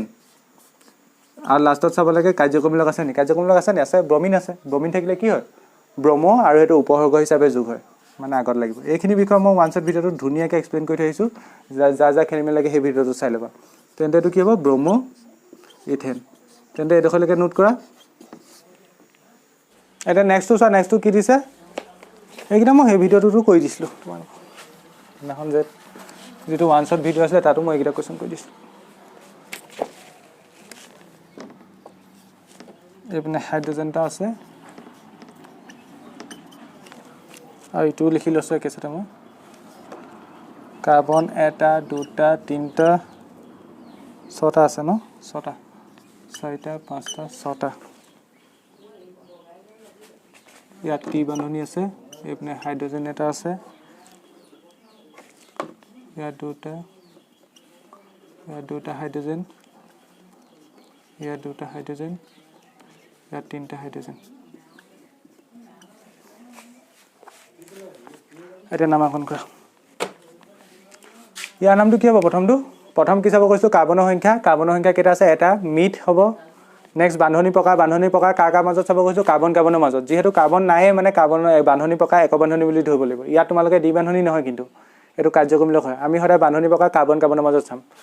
বান্ধনী প্ৰকাৰ এক বান্ধনী মানে কি হ'ল মিথেন হ'ল এডোখৰলৈকে বুজি পালো মিথেন হ'ল মিথ কাৰ্বন এটা থকাৰ কাৰণে মিথ আৰু বান্ধনী প্ৰকাৰ এক হোৱাৰ কাৰণে এটো নহয় কিন্তু কাৰ্বনৰ মাজত চাব লাগে বান্ধনী প্ৰকাৰ মিথেন হ'ল আৰু ইয়াত কি আছে কাৰ্যকৰীমূলক কি আছে কাৰ্যকৰীমূলক এনেকুৱা আছে নে কাৰ্বন আছে উপফালে এনেকে অক্সিজেন আছে মানে কাৰ্বন উপফালে অক্সিজেন আছে লগত হাইড্ৰোজেন এটা আছে এটো আছে বুলি মই ক'ব পাৰো নে ইয়াত ক'ব পাৰো তেন্তে এটো কি আছিল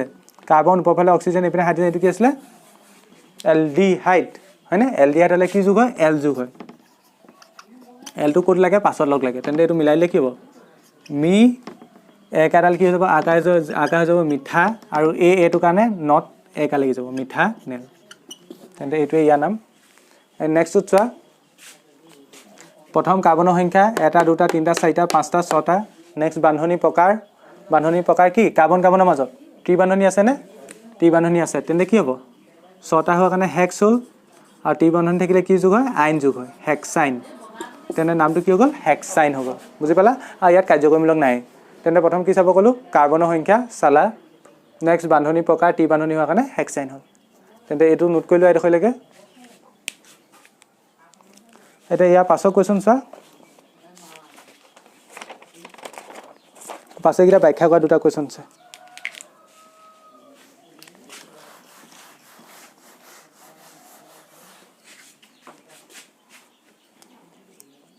পেজ নম্বৰ 71 পেজ 71 এটা প্ৰথম কোৱেশ্চনটোত কৈছে ইথানলক ইথানিক এচিডলৈ ৰূপান্তৰ কৰাটো কি এটা জাৰণ বিক্ৰিয়া হেনাখন মই এটা বিক্ৰিয়া পঢ়াইছিলো মনত আছে নে তোমালোকে জানো জাৰণ বিক্ৰিয়া পঢ়াইছিলো তোমালোকৰ কাৰ্বনৰ ৰাসায়নিক ধৰ্মৰ ভিতৰত পঢ়াইছিলো প্ৰথমটো পঢ়াইছিলো দহন দুই নম্বৰটো পঢ়াইছিলো জাৰণ বিক্ৰিয়া জাৰণ মানে কি তোমালোকে প্ৰথম লেসনটো শিকি আহিছা জীৱ বিক্ৰিয়াত কাৰ্বন মৌলটোৱে অক্সিজেন লাভ কৰে তেনেবোৰ বিক্ৰিয়াকে জাৰণ বিক্ৰিয়া বুলি কয় এতিয়া কোৱেশ্চনটোত কৈছে ইথানলক ইথানোইক এচিডলৈ ৰূপান্তৰ কৰাটো কি এটা জাৰণ বিক্ৰিয়া কেলে বা কোৱেশ্চনটোতে আনসাৰ লুকাই আছে জাৰণ মানে কি অক্সিজেনৰ লাভ মানে বিক্ৰিয়াটোত ইথানলে অক্সিজেন লাভ কৰে আকৌ সেইকাৰণে জাৰণ বিক্ৰিয়া বুলি কয় মই কি ক'লো যিটো বিক্ৰিয়াৰ কথা কৈছে উক্ত বিক্ৰিয়াটোত ইথানলে অক্সিজেন লাভ কৰে আৰু হেহে এই বিক্ৰিয়াটো কি এটা জাৰণ বিক্ৰিয়া মই সেইদিনাখন আঁকিবলৈ শিকাইছিলোঁ তোমালোকৰ বিক্ৰিয়াটো মই এই একজেক্ট বিক্ৰিয়াটো মই লিখি দিছিলোঁ তোমালোকক সেইদিনাখন CH3 CH2OH এইটো ইথানল আছিলে হয় তাত কি দিছিলোঁ মনত আছেনে ক্ষাৰকীয় KMnO4 দিছিলোঁ ক্ষাৰকীয় কি দিছিলোঁ জাৰক পদাৰ্থ দিছিলোঁ জাৰক পদাৰ্থ কি লৈছিলোঁ হয়তো ধুনীয়াকৈ একজেক্ট মই এইখিনি এক্সপ্লেইন কৰিছিলোঁ এইখিনি KMnO4 নাইবা আমলিক K2Cr2O7 এইকেইটা কি জাৰক পদাৰ্থ এইকেইটাই ইয়াক অক্সিজেন দিব আৰু তাৰ ফলত ই ক'লে চেঞ্জ হৈ যায় এচিডলৈ চেঞ্জ হৈ যায় ইথানোইক এচিডলৈ চেঞ্জ হয় আৰু মই কৈছোঁ যেটা কাৰ্বন থাকিব সেই তেনেকুৱা ধৰণৰ এচিড ফৰ্ম হ'ব ইয়াত দুটা কাৰ্বন আছে আৰু দুটা থকা এচিড ফৰ্ম হ'ব মানে CH3 COOH তেন্তে এইটো ইথানল আৰু এইটো কি ইথানোইক এচিড এইটো ইথানল এই বিক্ৰিয়াটো শিকাইছিলোঁ সেইদিনাখন আৰু এইটো ইথানোইক এচিড তেন্তে এইটো এটা জাৰক বিক্ৰিয়া বুলি কৈছে কি এটা জাৰক বিক্ৰিয়া সুধিছে অবভিয়াছ কথা ইয়াত কি হৈছে ইথানলে বিক্ৰিয়াটোত অক্সিজেন লাভ কৰিছে প্ৰথম চাচোন বিক্ৰিয়াটোত ইথানলৰ ওচৰত কেইটা অক্সিজেন আছিলে এটা আছিলে কিন্তু বিক্ৰিয়াটোৰ পিছত কেইটা অক্সিজেন হৈ গ'ল দুটা অক্সিজেন হৈ গ'ল মানে অক্সিজেনৰ লাভ হৈছে আৰু এনে ধৰণৰ বিক্ৰিয়া কি বুলি কয় জাৰণ বিক্ৰিয়া বুলি কয় তেন্তে তোমালোকে আনসাৰ লিখা এই বিক্ৰিয়াটো নিলিখিবা আগে আনসাৰ লিখা প্ৰথম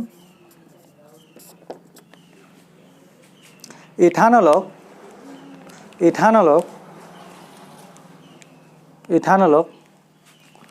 আৰু ইয়াত লগত তাপো দিব লাগে দেই প্লাছ তাপ লিখি দিবা ইথানলক ইথানোইক এচিডলৈ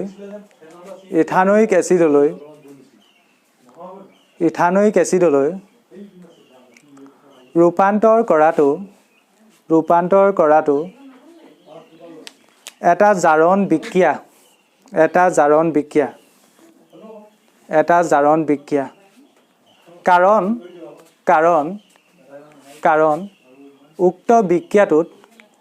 কাৰণ উক্ত বিক্ৰিয়াটোত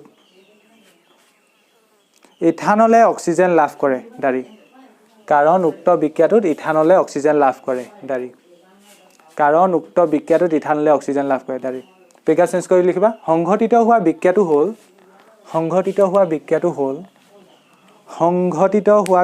হ'ল হোকে আঁচডাল পাই তলতে বিক্ৰিয়াটো লিখিবা সদায় কেমিষ্ট্ৰি আনসাৰবোৰত যদি বিক্ৰিয়া ৰিলেটেড কুৱেশ্যন হয় সদায় বিক্ৰিয়াটো লিখিবলৈ চাবা বিক্ৰিয়া লিখিবলৈ কওক নকওক কুৱেশ্যনটোত ইয়াতো ডাইৰেক্ট কুৱেশ্যনটোত বিক্ৰিয়াটো লিখি দিয়া বুলি কৈ দিয়া নাই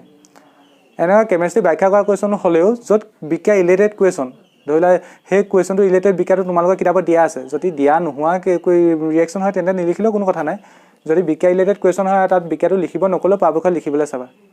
ঠিক আছে আৰু সেইকাৰণে আমি বিক্ৰিয়াটো লিখি দিম তলত লিখিবা সংগঠিত হোৱা বিক্ৰিয়াটো হ'ল এইটো ধুনীয়াকৈ লিখি দিয়া এইটো আছে ইথানল লিখি দিবা বিক্ৰিয়াটোত আৰু এইটো ক'লে চেঞ্জ হৈছে ইথানোইক এচিড আৰু এইটো এটা কি বিক্ৰিয়া জাৰণ বিক্ৰিয়া সেইটো লিখি ল'ব জাষ্ট লিখি দিবা কি সংগঠিত হোৱা বিক্ৰিয়াটো হ'ল এইটো ধুনীয়াকৈ লিখি দিয়া ঠিক আছে তেন্তে ইয়াৰ পাছৰ কুৱেশ্যনটো কি আছিলে চোৱা ইয়াৰ পাছৰ কুৱেশ্যনৰ পিছতে প্ৰশ্নাৱলী কুৱেশ্যনখিনি শেষ হ'ব তাৰপিছত অনুশীলনী কুৱেশ্যনখিনি থাকিব ইয়াৰ পাছৰ কুৱেশ্যনটোত কি কৈছে চোৱা লোহা জোৱা দিয়া সময়ত অক্সিজেন আৰু ইথাইন দহন কৰা হয় ইথাইনৰ লগত বায়ু কিয় দহন কৰা নহয় সেইটো সুধিছে কি কৈছে লোহা জোৰা দিয়া সময়ত অক্সিজেনৰ লগত ইথাইন দহন কৰা হয় ইথাইনৰ লগত বায়ু কিয় দহন কৰা নহয় এটা ইথাইন কি বাৰু ইথাইন মানে তাত ত্ৰিবান্ধনী আছে মানে অসংপৃক্ত হাইড্ৰকাৰ্বন হয় ইথাইনটো যিটো আমাক কথা কৈছে ইথাইন সেইটো কি অসংপৃক্ত হাইড্ৰকাৰ্বন তাক কুৱেশ্যনটোত কৈছে অক্সিজেন আৰু ইথাইন দহন কৰা হয় বুলি কৈছে কিন্তু ইথাইনৰ লগত বায়ু কিয় দহন কৰা নহয় যদি ইথাইনৰ লগত বায়ু দহন কৰে ইথাইনটো কি অসংপৃক্ত হাইড্ৰকাৰ্বন আৰু বায়ুৰ লগত বিক্ৰিয়া হ'লে ইথাইনৰ অসম্পূৰ্ণ দহন ঘটে কেলে কাৰণ বায়ুটোতো অকল অক্সিজেনে নাথাকে আমি জানো যে দহন হ'বলৈ অক্সিজেন লাগে কিন্তু বায়ুত কেৱল অক্সিজেনে নাথাকে সেয়েহে বায়ুৰ লগত যদি বিক্ৰিয়া কৰি ইথাইনক তেন্তে সি সীমিত মানে অক্সিজেনৰ যোগানটো সম্যক পৰিমাণে নাপাব আৰু অক্সিজেনৰ যোগানটো সম্যক পৰিমাণে ইথাইনে নাপালে ইথাইনৰ বিক্ৰিয়াটো সম্পূৰ্ণকৈ নহ'ব মানে ইথাইন সম্পূৰ্ণকৈ দহন নহ'ব ইথাইন যদি সম্পূৰ্ণকৈ দহন নহয় তাৰপৰা উপযুক্ত পৰিমাণৰ তাপ নোলাব আৰু তাপ নোলালে আমি লোহা যোৱা দিয়া কামটো ইউজ কৰিব পাৰিম জানো নোৱাৰোঁ মই কি ক'লোঁ আকৌ এবাৰ ৰিপিট কৰিছোঁ ইথাইনক অক্সিজেন বায়ুৰ লগত যদি অকল ৰিয়েকশ্যন মানে কি কওঁ বায়ু উপস্থিতিত যদি দহন কৰাওঁ তেন্তে বায়ুত থকা অক্সিজেনৰ পৰিমাণটো সীমিত আৰু আমি জানো যে দহন কৰিবলৈ অক্সিজেন লাগে তেন্তে ইথাইনে অক্সিজেনৰ যোগানটো কম পাব আৰু অক্সিজেনৰ যোগানটো কম পোৱা মানে ইথাইনৰ সম্পূৰ্ণ দহন নঘটে আৰু ইথাইনৰ সম্পূৰ্ণ দহন নঘটিলে তাত উৎপন্ন হোৱা তাপৰ পৰিমাণটো কমি যাব আৰু সেয়েহে আমি ইথাইনক অক্সিজেনৰ উপস্থিতিত দহন কৰোঁ অক্সিজেনৰ উপস্থিতিত অকল অক্সিজেন দিম অকল অক্সিজেন দিলে ইথাইনৰ দহনটো কি হ'ব ধুনীয়া হ'ব বা সম্পূৰ্ণ দহন ঘটিব আৰু তাৰ ফলত উপযুক্ত পৰিমাণৰ তাপ উৎপন্ন হ'ব আৰু লোহা যোৱা দিয়া কামত সহজ হ'ব সেইটোৱে লিখা আনচাৰ লিখা সেইটোৱে কথা ইথাইনক বায়ুত দহন কৰিলে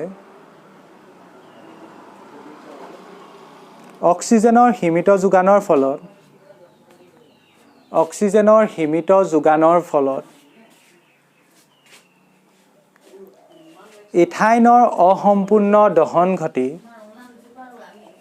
ইথাইনৰ অসম্পূৰ্ণ দহন ঘটি এলান্ধুযুক্ত শিখা উৎপন্ন হয় গাই দিবা এলান্ধুযুক্তটো লিখিব পাৰিছানে এলান্ধুযুক্ত শিখা উৎপন্ন হয় গাই দিবা কিন্তু যদিহে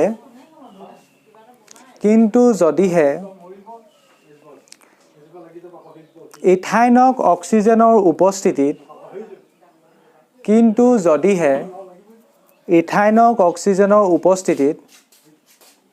দহন কৰা হয়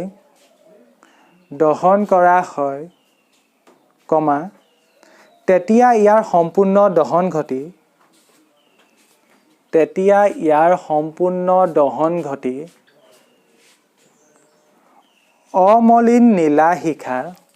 অমলিন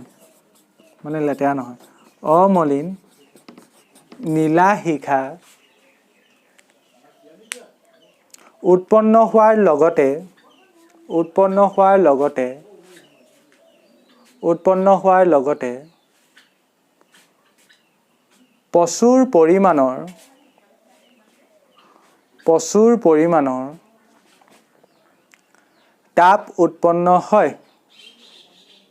প্ৰচুৰ পৰিমাণৰ তাপ উৎপন্ন হয় দাই দিবা এই অমলিন নীলা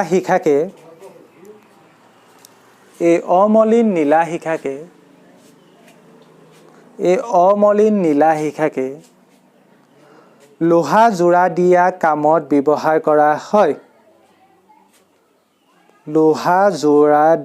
কামত ব্যৱহাৰ কৰা হয় দাই দিবা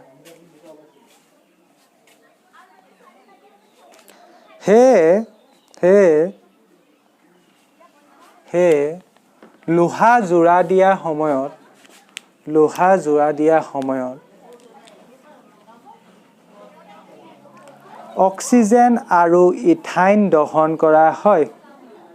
অক্সিজেন আৰু ইথাইন দহন কৰা হয় দাৰি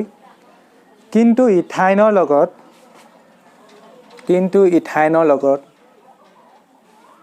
বায়ু দহন কৰা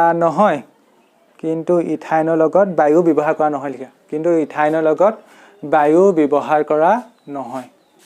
ঠিক আছে কিন্তু ইথাইনৰ লগত বায়ু ব্যৱহাৰ কৰা নহয় ইয়াতো তোমালোকে ইচ্ছা কৰিলে সংগঠিত হোৱা বিক্ৰিয়াটো লিখি দিব পাৰা ইথাইনক দহন কৰিবলৈ কাৰ লগত বিক্ৰিয়া কৰিব লাগে অক্সিজেন লগত তলত লিখিবা সংঘটিত হোৱা বিক্ৰিয়াটো হ'ল ইথাইন তলত লিখি ল'বা সংঘটিত হোৱা বিক্ৰিয়াটো হ'ল ওকে আনচাৰ পাই তলত এতিয়া বিক্ৰিয়াটো কি ইথাইন মানে কি কাৰ্বন দুটা আছে মিথ ইথ আৰু বান্ধনী কি আছে তিনডাল আছে তেন্তে ইয়াত হাইড্ৰজেন এটা লাগিব আৰু ইয়াত হাইড্ৰজেন এটা লাগিব এইটো হ'ল ইথাইন আৰু দহন কৰা মানে অক্সিজেন লগত বিক্ৰিয়া কৰা অক্সিজেন মানে O2 হয় বিক্ৰিয়া কৰিলে মই এতিয়া আগৰ ভিডিঅ'টোত শিকাইছিলোঁ ওৱান শ্বটত শিকাইছিলোঁ কি শিকাইছিলোঁ কাৰ্বনক বিক্ৰিয়া কৰিলে কাৰ্বনক দহন কৰিলে এইটো অক্সিজেনৰ লগত বিক্ৰিয়া কৰা মানে দহন কৰা হয়নে কাৰ্বনক দহন কৰিলে কি উৎপন্ন হয় কাৰ্বন ডাই অক্সাইড আৰু তাৰ পৰা পোহৰ উৎপন্ন হয় কিন্তু কাৰ্বন যৌগ তাতে মই বেকেটালি কথা এটা লিখাইছিলোঁ কাৰ্বন যৌগ দহন কৰিলে কি উৎপন্ন হয় কাৰ্বন ডাই অক্সাইড উৎপন্ন হয় আৰু পানী আৰু তাৰ পৰা পোহৰ উৎপন্ন হয় তেন্তে এইটো কাৰ্বন যৌগ হয় এইটো অকল কাৰ্বন হয় জানো নহয় কাৰ্বন যৌগ দহন কৰিলে কি উৎপন্ন হ'ব তেন্তে কাৰ্বন ডাই অক্সাইড প্লাছ পানী প্লাছ তাৰ পৰা পোহৰ এইখিনি মই ওৱান শ্বটত ধুনীয়াকৈ এক্সপ্লেইন কৰিছিলোঁ এই বিজ্ঞানো না কৰা এই কথাখিনি এক্সপ্লেইন কৰিছোঁ তাৰ পৰাও পোহৰ এইটোৱে বিজ্ঞান ইচ্ছা কৰিলে তোমালোকে বেলেঞ্চ কৰি দিব পাৰা এইটোৱে বিজ্ঞান বেলেঞ্চ কেনেকৈ কৰিব পাৰা ইয়াত অক্সিজেন দুটা আছে ইয়াত অক্সিজেন তিনিটা আছে ইয়াত যদি দুই এটা দিলে বেলেঞ্চ নকৰিলে হ'ব দেই এইবোৰ বিজ্ঞান ইয়াত অক্সিজেন দুটা ইয়াত দুটা হৈ গ'ল এক মিনিট ৰ'বা অঁ ইয়াত দুটা দি দিয়াৰ লগে লগে তাৰ ইফেক্টটো কাৰ ওপৰত পৰিলে হাইড্ৰজেনৰ ওপৰত পৰিলে হাইড্ৰজেন কেইটা হৈ গ'ল চাৰিটা হৈ গ'ল হয়নে ইয়াত দুই এটা দি দিয়া ইয়াত দুই দিয়াৰ লগে লগে ইয়াত দুটা হাইড্ৰজেন আছিলে আগৰ পৰা তাৰ লগত দুই এটা হৈ যোৱাৰ লগে লগে হাইড্ৰজেন চাৰিটা এইপিনে হাইড্ৰজেন চাৰিটা অক্সিজেন এইপিনে ইয়াত দুটা অক্সিজেন দুটা ইয়াত এটা দুই এটা দিব লাগিব আৰু ইয়াত কাৰ্বনো কেইটা হৈ গ'ল কাৰ্বন এটা দুটা চাৰিটা ইয়াত চাৰিটা দিব লাগিব হয় অক্সিজেন আঠটা অক্সিজেন ঢেৰ হৈ গ'ল দেখোন আঠটা দহটা ইয়াত পাঁচটা দিব লাগিব এইটো বিজ্ঞান বেলেঞ্চিঙৰ ওপৰত মই এটা ভিডিঅ' বনাই থৈ আহিছিলোঁ এইটো আকৌ বেলেঞ্চিং এক্সপ্লেইন কৰিলে বহুত দীঘল হ'ব যিসকলে বেলেঞ্চিং খেলি মেলি লাগে মোৰ চেনেলত যাবা ভিডিঅ'বোৰ বিচাৰিবা ক'ত আছে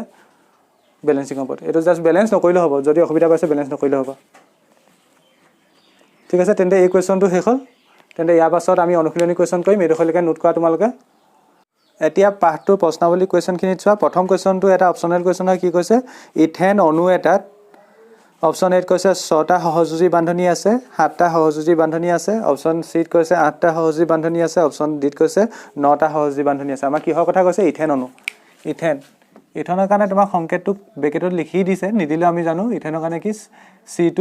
যিহেতু ইথেন H6 কিমান হ'ব H6 হ'ব হয়নে আৰু ব্ৰেকেটত দিয়া আছে C2H6 ঠিক আছে ইয়াত কেইডাল সহযোজী বান্ধনী আছে সুধিছে এইটো কি হয় ইথেন এতিয়া এইটো আমি আঁকি চালে হ'ল আমাৰ কাৰ্বন কেইটা আছে এটা দুটা হয়নে এতিয়া ইথেন তেন্তে কাৰ্বন কাৰ্বনৰ মাজত এক বান্ধনী এতিয়া কাৰ্বনৰ চাৰিফালে কেইডাল বান্ধনী হ'ব আৰু এডাল আছে আৰু তিনিডাল এডাল দুডাল তিনিডাল এডাল দুডাল তিনিডাল সেইবোৰত কি আছে হাইড্ৰজেন তেন্তে এতিয়া বান্ধনী কেইডাল হিচাপ কৰা এইবোৰ প্ৰত্যেককেইডাল বান্ধনী সহযোজী কাৰণ ইলেক্ট্ৰন ভাগ বতৰা দ্বাৰা এইবোৰ গঠন হৈছে এইবোৰ আমি ইতিমধ্যে দেখি আহিছোঁ কেইডাল আছে এডাল দুডাল তিনিডাল চাৰিডাল পাঁচডাল ছডাল সাতডাল তেন্তে অপশ্যন কোনটো হ'ব বি হ'ব বুজি পালা নে তেন্তে এই কুৱেশ্যনটো অপশ্যন হ'ল বি নেক্সট কুৱেশ্যনটো চোৱা কি কৈছে 4টা কাৰ্বনৰ যৌগ বিউটাননত থকা কাৰ্যকৰী মূলক হ'ল আমাক বিউটাননত কি কাৰ্যকৰী মূলক আছে সেইটো সুধিছে বিউটানন এইটো ওলাই আছে বিউটানন সেই কিহে হৈছে অন বিউটানন মানে কিটন আছে তেন্তে অপশ্যন কোনটো হ'ব C2 ঠিক আছে আৰু থাৰ্ড কুৱেশ্যনটোত কি কৈছে চোৱা ৰন্ধনৰ সময়ত ব্যৱহৃত বৰ্তনৰ তলৰ ফালে মানে বাহিৰত কলা পৰে কিয়নো অপশ্যন কেইটা কৈ দিছে কোনটো হ'ব সুধিছে খাদ্য ভালদৰে নিহিজিলে অপশ্যন বি ইন্ধন সম্পূৰ্ণৰূপে দহন নহয় অপশ্যন চি ইন্ধনটো শীত আৰু অপশ্যন ডি ইন্ধনটো সম্পূৰ্ণকৈ দহন হয় এতিয়া আমাৰ কি কৈছে ৰন্ধনৰ সময়ত বৰ্তনৰ চাৰিফালে আমাৰ যিবোৰ বাচন বৰ্তন হয় বৰ্তনৰ চাৰিফালে কি হয় বুলি কৈছে কলা পৰে ইয়াৰ কাৰণটো কি হ'ব পাৰে বুলি কৈছে খাদ্যটো ভালদৰে নিহিজিলে খাদ্যটো বৰ্তনটো ওপৰত থাকিব তাৰ লগত তলৰ কলা পৰাটো কিবা পাৰ্থক্য সাদৃশ্য থাকিব জানো নাথাকে তেন্তে খাদ্যৰ লগত কোনো কথা নাই নেক্সটটো কৈছে ইন্ধন সম্পূৰ্ণৰূপে দহন নহয় সেইটো হ'ব নি এতিয়া মই লেছনটো পঢ়াই থাকোঁতে এটা কথা কৈছিলোঁ এটা সংপৃক্ত হাইড্ৰকাৰ্বন দহন কৰিলে কি হয় অমলিন নীলা শিখা উৎপন্ন হয় আৰু এটা অসংপৃক্ত হাইড্ৰকাৰ্বন দহন কৰিলে ক'লা শিখা উৎপন্ন হয় মানে তাক তুমি আৰু এটা ধৰণে ক'ব পাৰা যদি কাৰ্বনৰ উপস্থিতিত যদি হাইড্ৰকাৰ্বন যদি তুমি অক্সিজেনৰ উপস্থিতিত দহন কৰা তেন্তে ধোঁৱা ইমান উৎপন্ন নহয় মানে সম্পূৰ্ণ দহন ঘটিব ইন্ধনটো ইন্ধন এইবোৰ জেনেৰেলি হাইড্ৰকাৰ্বনে হয় ইয়াত যেতিয়া ইন্ধনটো এতিয়া হাইড্ৰকাৰ্বনৰ বেচিছতে দিছে মানে ইন্ধনটো এটা হাইড্ৰকাৰ্বন আৰু হাইড্ৰকাৰ্বন এটা জেনেৰেলি অক্সিজেনৰ উপস্থিতিত যদি দহন কৰোঁ তেন্তে তাৰ সম্পূৰ্ণ দহন হয়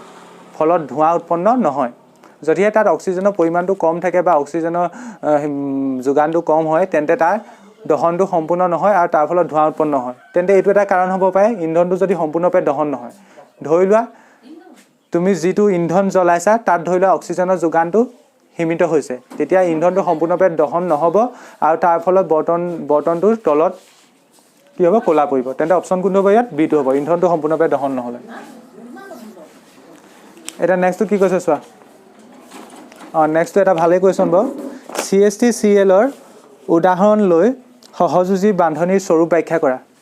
আমাৰ এটো এতিয়া অকমান লিখিব লাগিব কেতিয়াবা এই কোৱেশ্চনটো 3 নম্বৰ কাৰণে আহে কেতিয়াবা 4 নম্বৰ কাৰণে আহে কি কৈছে মই কোনটো কোৱেশ্চনৰ কথা কৈছো 4 নম্বৰ কোৱেশ্চনটোৰ কথা কৈছো CH3Cl এই যৌগটো উদাহৰণ ল'ব কৈছে আৰু উদাহৰণ লৈ তোমাক সহযোজী বান্ধনীৰ স্বৰূপ ব্যাখ্যা কৰিব কৈছে সহযোজী বান্ধনী কোনবোৰ আছিল যিবোৰ ইলেক্ট্ৰনৰ ভাগ বতৰা দ্বাৰা হয় এতিয়া ইয়াত চোৱাচোন এইটোকে যদি মই আঁকি চাওঁ মই এইটো জাস্ট বুজাইছো চোৱা ইয়াত কি কি আছে কাৰ্বন আছে কাৰ্বনৰ লগত ক্লোৰিন লগ লাগি আছে হয় না আৰু এই কাৰ্বনটো চাৰিফালে তিনটা হাইড্ৰোজেন আছে আৰু প্ৰত্যেকটো হাইড্ৰোজেনে কাৰ্বনৰ লগত কি বান্ধনী কৰি আছে সহযোজী বান্ধনী মানে কাৰ্বনে হাইড্ৰোজেনৰ লগত তিনডাল সহযোজী বান্ধনী কৰি আছে আৰু ক্লোৰিনৰ লগত এডাল সহযোজী বান্ধনী কৰি আছে তেন্তে এইটো আঁকিব লাগিব আঁকি দেখাব লাগিব আৰু অকমান ব্যাখ্যা কৰিব লাগিব মানে ধৰি লোৱা কাৰ্বনৰ যোজ্যতা 4 ই কি কৰিলেহেঁতেন হয়তো 4টা ইলেক্ট্ৰন আনৰ পৰা গ্ৰহণ কৰিলেহেঁতেন নহয়তো 4টা ইলেক্ট্ৰন এৰি দিলেহেঁতেন কিন্তু আমি জানো যে কাৰ্বনে এই দুটাৰ ভিতৰত কোনো এটা নকৰে কাৰণ কোনো এটা পসিবল নহয় হয় সেইকাৰণে কি কয় কাৰ্বনে ইলেক্ট্ৰনৰ ভাগ বতৰা কৰে এই স্পেসিফিক এই যৌগটোত কাৰ লগত ভাগ বতৰা কৰে হাইড্ৰোজেনৰ লগত কৰে তিনটা হাইড্ৰোজেনৰ লগত আৰু এটা ক্লোৰিনৰ লগত সেইখিনি কথাকে লিখিম জাস্ট তেন্তে আমি প্ৰথম কি কৰিম কোৱেশ্চনটোৰ কাৰণে CH3Cl টোক আঁকি দেখাই লওঁ ইলেক্ট্ৰন বিন্দু গঠনটো আঁকি লওঁ ঠিক আছে ইলেক্ট্ৰন বিন্দু গঠন অঁকাৰ ফলত আমি কোৱেশ্চনটো ব্যাখ্যা কৰাখিনি কৰিম আমাক যৌগটো কি দিছে CH3Cl হয়নে ইয়াক অকমান বিস্তৃত ফৰ্মত লিখিছোৱা তেতিয়া ইলেক্ট্ৰন বিন্দু গঠন আঁকিবলৈ সহজ হ'ব কাৰ্বন আছে কাৰ্বনৰ লগত ক্লোৰিন আছে আৰু এপিনে হাইড্ৰোজেন তিনটা আছে ইয়াৰ ইলেক্ট্ৰন বিন্দু গঠন আঁকা এতিয়া প্ৰথম এটো ধৰি লোৱা কাৰ্বন হয় কাৰ্বনৰ লগত আৰু কি আছে ক্লোৰিনৰ সহযোজী বান্ধনী আছে লগত এটো কি দিব লাগিব ক্লোৰিন অকমান হৌকে দিছো লগত এফালে হাইড্ৰোজেনটা আছে এফালে হাইড্ৰোজেনটা আছে এটো হাইড্ৰোজেন এটো আৰু তলফালে হাইড্ৰোজেনটা আছে মানে এটো হাইড্ৰোজেন আৰু এটো হাইড্ৰোজেন ক্লিয়াৰ এতিয়া এই বান্ধনদান সৃষ্টি হ'বলৈ ইয়াত এটা কাৰ্বনৰ ইলেক্ট্ৰন আছে ইয়াত হাইড্ৰোজেনৰ ইলেক্ট্ৰন আছে মানে ধৰি লোৱা কাৰ্বনৰ ইলেক্ট্ৰনটো কটা আৰু হাইড্ৰোজেনৰ ইলেক্ট্ৰন ডট ঠিক তেনেকৈ এই বান্ধনীটোত এটা ক্ৰছ লাগিব এটা ডট হাইড্ৰোজেনৰ ইলেক্ট্ৰনটো ডটে ধৰিছো আৰু ইয়াতো কি লাগিব এটা ক্ৰছ লাগিব এটা ডট হৈ গ'ল আৰু ক্লোৰিনৰ লগত একে কাৰ্বনটো ক্ৰছে ধৰিছো আৰু ক্লোৰিনৰ ইলেক্ট্ৰনটো ডটে ধৰিছো ধৰিলা এইডাল বান্ধনী এতিয়া চোৱা সবৰে 8টা হ'ল না প্ৰথম কাৰ্বন লোৱা কাৰ্বনটো চোৱা 1 2 3 4 5 6 7 8 আৰু আমি জানো যে হাইড্ৰোজেনৰ দুটা হৈ থাকিব লাগে ইয়াৰ 8টা কৰিবলৈ নাযাবা আকৌ কাৰণ হাইড্ৰোজেনৰ বহিতম কক্ষত কেটা হ'ব দুটাই হৈ থাকিব ম্যাক্সিমাম কাৰণ হাইড্ৰোজেনৰ বহিতম মানে কক্ষ এটাই থাকে আৰু তাৰ কেপাসিটি 2 তেন্তে ইয়াত 2 হ'ব হৈছে না হাইড্ৰোজেনৰ এটা দুটা ঠিক আছে এটো হাইড্ৰোজেন চোৱা দুটা হ'ল না হ'ল এটো হাইড্ৰোজেনৰ কেটা দুটা হ'ল কিন্তু ক্লোৰিনৰ কেটা কৰিব ক্লোৰিনে 8টা কৰিব হাইড্ৰোজেনে এক্সেপশন হাইড্ৰোজেনে দুটা কৰি ৰাখিব বিচাৰিব কাৰণ হাইড্ৰোজেনৰ এটা কক্ষ থাকে আৰু প্ৰথম কক্ষত কেটা হ'ব পাৰে ম্যাক্সিমাম দুটা তেন্তে হাইড্ৰোজেনৰ দুটা ইলেক্ট্ৰন হৈ গ'লে তাৰ সুস্থিয়স্ত হৈ গ'ল এটো এটা হাইড্ৰোজেনৰ এটা দুটা ইলেক্ট্ৰন হৈ গ'ল ঠিক তেনেকৈ এফালে হাইড্ৰোজেনটো হৈ গ'ল এফালে হাইড্ৰোজেনটো হৈ গ'ল ইয়াত চোৱা এফালে ক্লোৰিনৰ ওচৰত কেটা আছে এতিয়া চোৱা এটা দুটা ইলেক্ট্ৰন আৰু ক্লোৰিনৰ কেটা ইলেক্ট্ৰন লাগিল লিখিম এতিয়া ইয়াত দুটা তিনটা চাৰিটা পাঁচটা ছটা সাতটা আঠটা বুজি পালা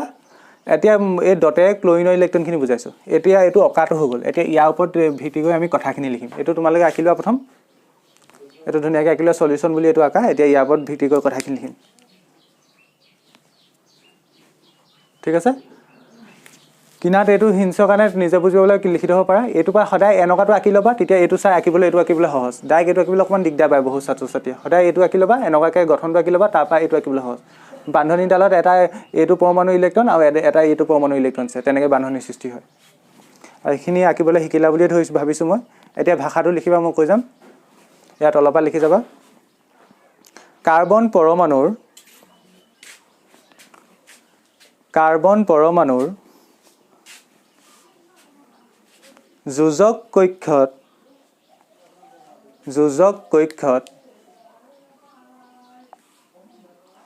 4টা ইলেক্ট্ৰন থাকে কাৰ্বন পৰমাণুৰ যোজক কক্ষত 4টা ইলেক্ট্ৰন থাকে দাৰি গতিকে কাৰ্বনে বহিতম কক্ষ পূৰ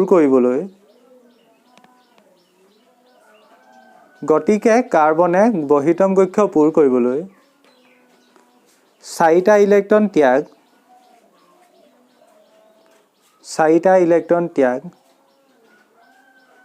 বা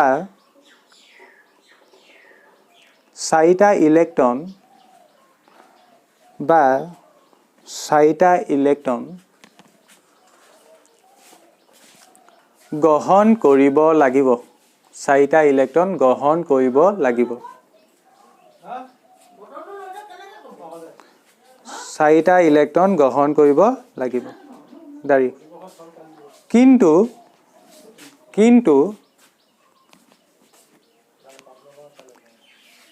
কাৰ্বনৰ বাবে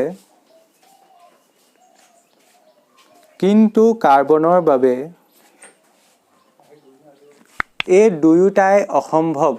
দাৰি কিন্তু কাৰ্বনৰ বাবে এই দুয়োটাই অসম্ভৱ দাৰি কিয়নো এনে কৰিবলৈ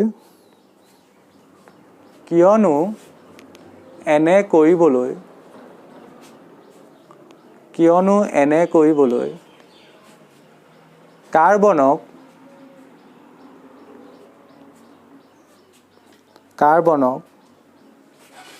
অতিৰিক্ত বহু পৰিমাণৰ শক্তিৰ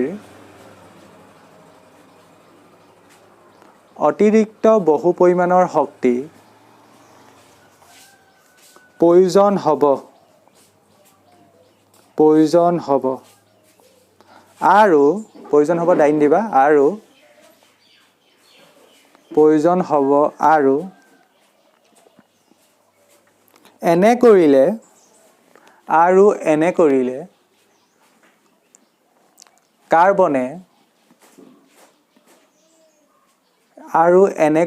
কাৰ্বনে সুস্থিৰতা হেৰুৱাই পেলাব সুস্থিৰতা লিখিব পাৰিবানে এনে কৰিলে কাৰ্বনে সুস্থিৰতা হেৰুৱাই পেলাব ঠিক আছে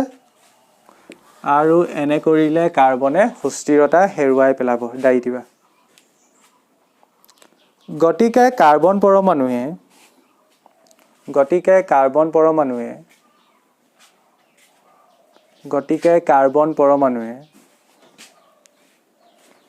সুস্থিৰ অষ্টক লাভ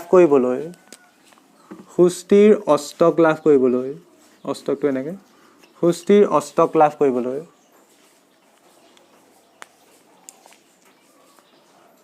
আন কাৰ্বন পৰমাণু বা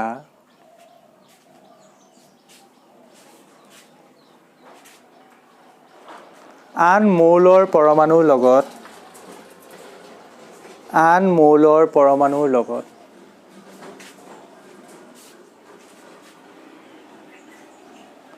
ইলেক্ট্ৰনৰ ভাগ বতৰা কৰে দাৰি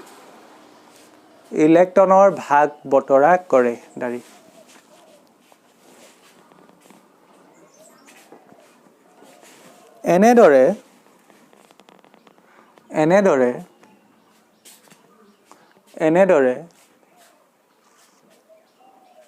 ইলেক্ট্ৰনৰ ভাগ বতৰাৰ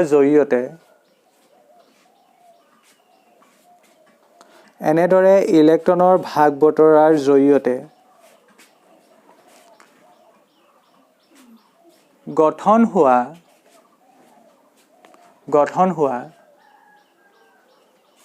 বান্ধনীকে সহযোজী বান্ধনী বোলা হয় ঠিক আছে দাই দিবা এতিয়া পেগাপ চেঞ্জ কৰিব লাগিব পেগাপ চেঞ্জ কৰিবা তোমালোকৰ কাবাল যদি স্পিড হৈছে তেন্তে মই আকৌ কৈছো তোমালোকে মই এটা স্পিড লেভেলত ক'বলৈ চেষ্টা কৰিছো হলেও যদি কাবা স্পিড হৈছে তেন্তে তোমালোকে তিনটা বুটমত ওপৰ ভিডিওটো তিনটা বুটম আছে যে ওপৰফালে তাত ক্লিক কৰি তোমালোকে স্পিডটো কমাই ল'ব পাৰা ঠিক আছে মই এটা লেভেলত ক'বলৈ চেষ্টা কৰিছো এই পেগাপটো হৈছে এতিয়া পেগাপ চেঞ্জ কৰিবা এটা লিখিবা পেগাপ চেঞ্জ কৰি লিখিবা CSTCl যৌগটোত CSTCl যৌগটোত কাৰ্বনক কাৰ্বনক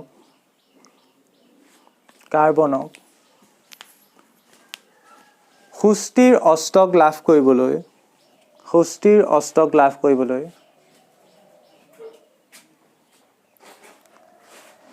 চাৰিটা ইলেক্ট্ৰনৰ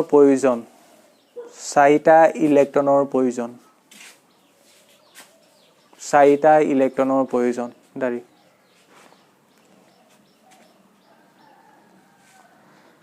ঠিক একেদৰে CH3Cl আৰু কি আছে হাইড্ৰজেন আৰু ক্লোৰিন আছে ঠিক একেদৰে হাইড্ৰজেন এনেকৈ ভাষাত লিখিবা হাইড্ৰজেন আৰু ক্লোৰিনক ঠিক একেদৰে হাইড্ৰজেন আৰু ক্লোৰিনক বহিতম কক্ষ পূৰ কৰিবলৈ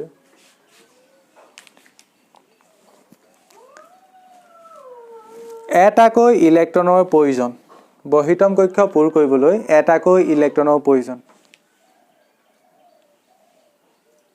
হয়নে নহয় কাৰণ হাইড্ৰজেনৰ পাৰমাণৱিক সংখ্যা 1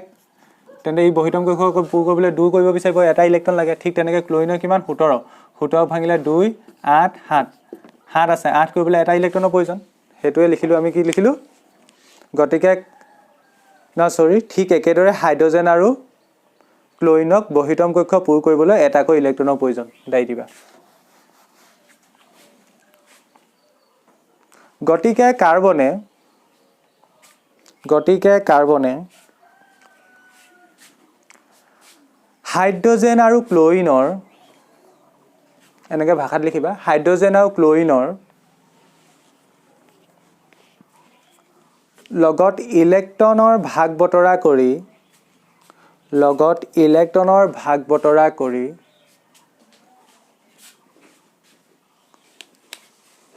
সহযোজী বান্ধনী গঠন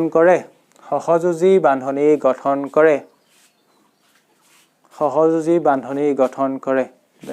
দাই দিবা উক্ত যৌগটোত মানে এই যৌগটোৰ কথা কৈছে CH3Cl উক্ত যৌগটোত কাৰ্বনে হাইড্ৰজেনৰ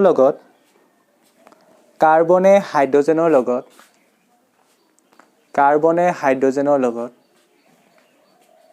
তিনিডাল কেইডাল এডাল দুডাল তিনিডাল হয়নে তিনিডাল আৰু ক্লোৰিনৰ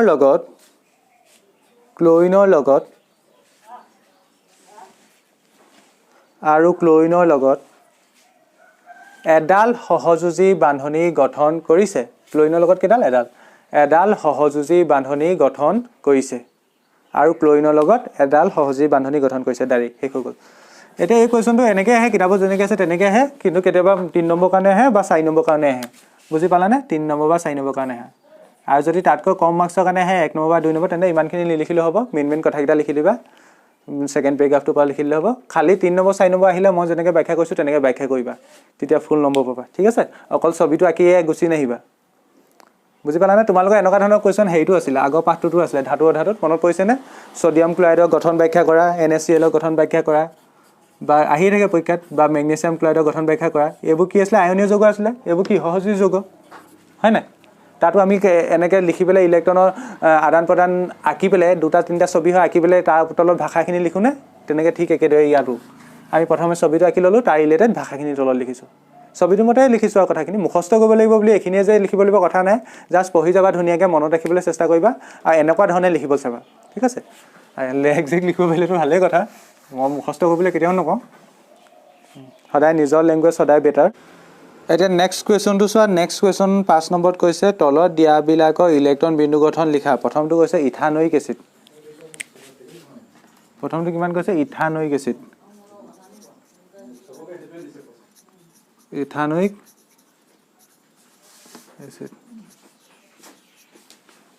ঠিক আছে এতিয়া ইয়াৰ কাৰণে ইয়াৰ ইলেক্ট্ৰন বিন্দু গঠন আঁকিব কৈছে তাৰ কাৰণে জেনেৰেলি ইয়াৰ গঠনটো আঁকি লোৱা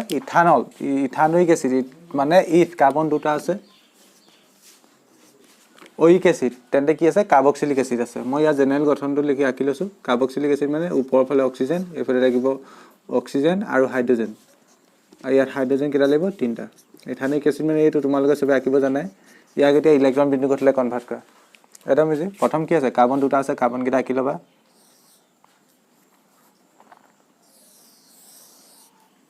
এইটো এটা কাৰ্বন ধৰিলা এইটো আনটো কাৰ্বন এইটো কাৰ্বন নেক্সট কি আছে কাৰ্বনৰ লগত অক্সিজেন আছে কাৰ্বনৰ লগত আকৌ অক্সিজেন লগা এইটো অক্সিজেন ধৰিলা অক্সিজেন লগত আকৌ কি আছে হাইড্ৰজেন আছে এইটো হাইড্ৰজেন লগা বুজি পালা নে মই এইটো মতে কি কৈছো প্ৰথম কাৰ্বন তাৰ নেক্সট আকৌ carbon next oxygen next hydrogen এটা এইটো কাৰ্বনৰ ওপৰ ফালে কি আছে আকৌ অক্সিজেন আছে এটা অক্সিজেনটা লগাই দিয়া আকৌ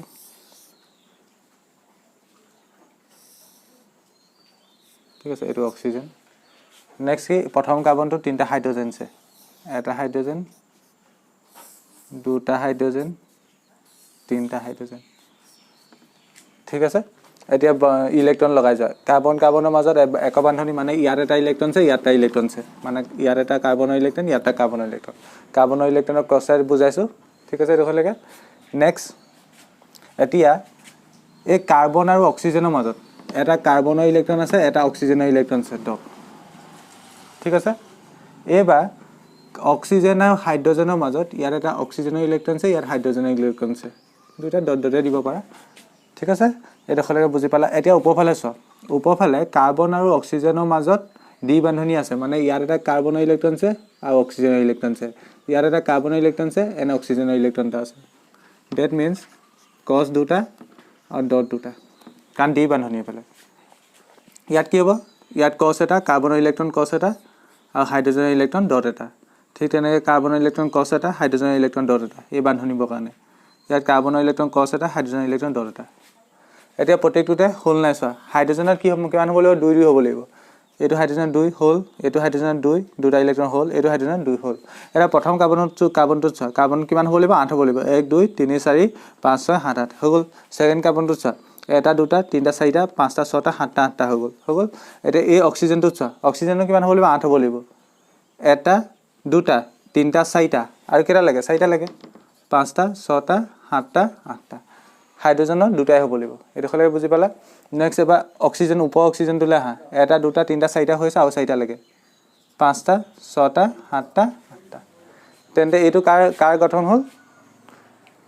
ইথানিক এচিডৰ ইলেক্ট্ৰন বিন্দু গঠন হ'ল এইটো আঁকি লোৱা তাৰ পাছতো আছে তোমালোকৰ H2S এইটো আঁকা ইয়াৰ পাছতো H2S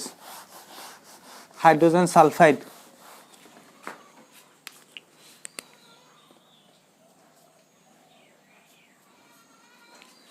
এটা নেক্সট চোৱা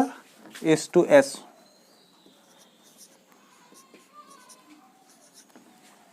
এটা ইয়াৰ জেনেৰেল গঠনটো আঁকি লোৱাচোন জেনেৰেল গঠনটো কেনেকুৱা ধৰণৰ হয় চোৱা সালফাৰ থাকে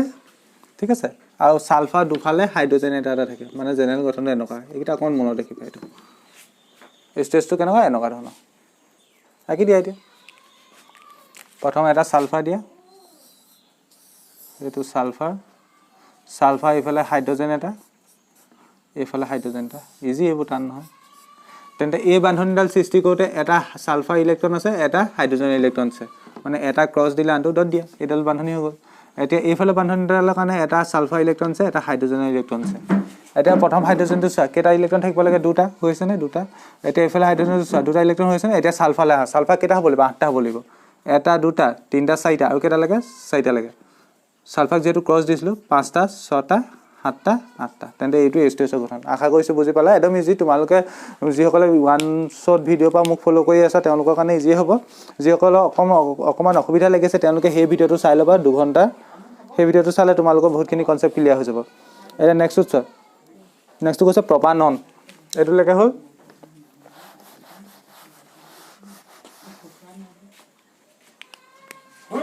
নেক্সটটো প্ৰপানন এটা আগে আঁকি লোৱা প্ৰপ মিথ ইথ প্ৰপ তিনটা কাৰ্বন নন প্ৰপানন মানে কিটন আছে মানে কিটন হলে মই কি কৈছিলো দুইফালে কাৰ্বন থাকিব লাগে আৰু ওপৰফালে অক্সিজেন এটো কি হ'ল আৰু বাকিবোৰ হাইড্ৰজেন লগাই দিয়া ইয়াত তিনটা হাইড্ৰজেন লাগিব এটা মাজৰ কাৰ্বনটো চাচোন এডাল দুডাল তিনডাল চাৰিডাল বান্ধনি হৈ গ'ল ইয়াত হাইড্ৰজেন লাগে ইয়াত তিনটা হাইড্ৰজেন লাগিব এই মতে ইলেক্ট্ৰন বিন্দু কত নাকি দিয়া হয় না প্ৰথম কি এইটো এটা কাৰ্বন তাৰ লগত আৰু এটা কাৰ্বন তাৰ লগত আৰু এটা কাৰ্বন টোটাল তিনটা কাৰ্বন এটা দুটা তিনটা হয় মাজৰ কাৰ্বনটোত উপৰফালে অক্সিজেন আছে মাজৰ কাৰ্বনটোত উপৰফালে অক্সিজেন আছে হল এতিয়া প্ৰথম কাৰ্বনটোত এইপিনে হাইড্ৰজেনটা আছে তিনটা আছে এইপিনে হাইড্ৰজেনটা আছে আৰু তলফালে হাইড্ৰজেনটা আছে এই মাজৰ কাৰ্বনটোত হাইড্ৰজেন নাই এইটো কাৰ্বন এইটো কাৰ্বন এইটো কাৰ্বন লাষ্টৰ কাৰ্বনটোত তিনটা হাইড্ৰজেন আছে এটা দুটা সদায় এইটো চাই চাই কিবা ইজি হৈ যায় প্ৰথমে আঁকি ল'বা সাধাৰণ গঠনটো ইয়াতে কিটা হাইড্ৰজেন এইটো হয় না জাস্ট এতিয়া ইলেক্ট্ৰনবোৰ দি গ'লে হ'ল এতিয়া এই দুটা কাৰ্বনৰ মাজত এডাল বান্ধনি আছে মানে দুটা ইলেক্ট্ৰনৰ ভাগ বটা হ'ব কস কস এইগিটা কাৰ্বনৰ মাজত দুটা ইলেক্ট্ৰন কস কস আৰু এতিয়া চাওক কাৰ্বন আৰু হাইড্ৰজেনৰ মাজত এটা কাৰ্বনৰ ইলেক্ট্ৰন এটা হাইড্ৰজেনৰ ইলেক্ট্ৰন ঠিক তেনেকৈ এটা কাৰ্বনৰ ইলেক্ট্ৰন এটা হাইড্ৰজেনৰ ইলেক্ট্ৰন এটা কাৰ্বনৰ ইলেক্ট্ৰন এটা হাইড্ৰজেনৰ ইলেক্ট্ৰন ইয়াতো একেই ইয়াত কাৰ্বনৰ ইলেক্ট্ৰন এটা হাইড্ৰজেনৰ ইলেক্ট্ৰন কাৰ্বন আৰু হাইড্ৰজেনৰ মাজত ইয়াত কাৰ্বনৰ ইলেক্ট্ৰন হাইড্ৰজেনৰ ইলেক্ট্ৰন ইয়াত কাৰ্বনৰ ইলেক্ট্ৰন হাইড্ৰজেনৰ ইলেক্ট্ৰন এটা থাকিলে অক্সিজেন অক্সিজেন কেইডাল বান্ধনি আছে ডি বান্ধনি আছে মানে ইয়াত এটা কাৰ্বনৰ ইলেক্ট্ৰন আছে উপৰফালে অক্সিজেনৰ ইলেক্ট্ৰন ঠিক তেনেকৈ ইয়াত এটা কাৰ্বনৰ ইলেক্ট্ৰন অক্সিজেনৰ ইলেক্ট্ৰন মানে কাৰ্বনৰ ইলেক্ট্ৰন দুটা অক্সিজেনৰ ইলেক্ট্ৰন দুটা কাৰ্বনৰ ইলেক্ট্ৰন কস আৰু অক্সিজেনৰ ইলেক্ট্ৰন ডট এতিয়া মিলাইছে প্ৰত্যেকটোটা আঠটা হ'ল নাই প্ৰথম হাইড্ৰজেনবোৰটো সবতে দুটা হৈ আছে হাইড্ৰজেন দুটা হ'ব লাগে আৰু কাৰ্বন প্ৰথম কাৰ্বনটো লোৱা এইটো লোৱা এটা দুটা তিনটা চাৰিটা পাঁচটা ছটা সাতটা আঠটা হৈ গ'ল নে এটা মাজৰ কাৰ্বনটোলৈ আহা এটা দুটা তিনটা চাৰিটা পাঁচটা ছটা সাতটা আঠটা হ'ল এতিয়া এইটো কাৰ্বনলৈ আহা এটা দুটা তিনটা চাৰিটা পাঁচটা ছটা সাতটা আঠটা অক্সিজেন হাইড্ৰজেনবোৰ ঠিকে কৈছোঁ হাইড্ৰজেনবোৰ দুটাকৈ থাকিব এতিয়া অক্সিজেনটোলৈ আহা অক্সিজেন এইটো উপৰফালতো এটা দুটা তিনটা চাৰিটা আৰু কেইটা লাগে চাৰিটা লাগে পাঁচটা ছটা সাতটা আঠটা তেন্তে এইটো হৈ গ'ল কাৰ হ'ল প্ৰপাননৰ হ'ল ঠিক আছে এইটো আঁকি লোৱা তোমালোকে ইয়াৰ পাছতো আছে কি আছে F2 ফ্লোৰিন হ'ল তেন্তে এইটো ৰাফ কৰিছোঁ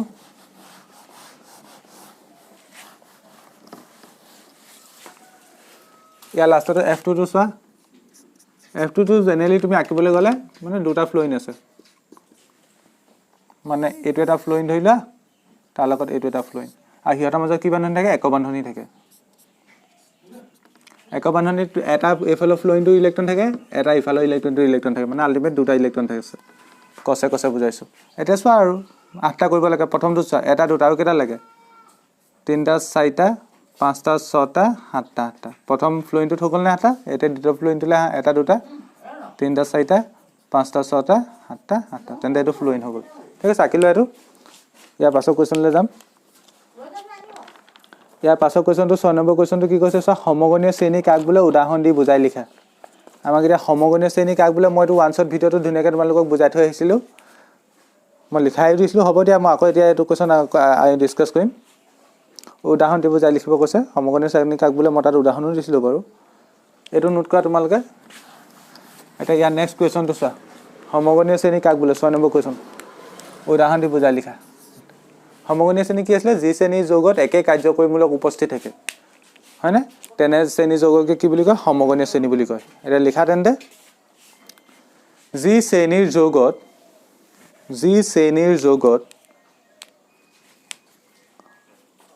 একে কাৰ্যকৰীমূলক উপস্থিত থাকে যি শ্ৰেণীৰ যৌগত একে কাৰ্যকৰীমূলক উপস্থিত থাকে তেনে শ্ৰেণীকে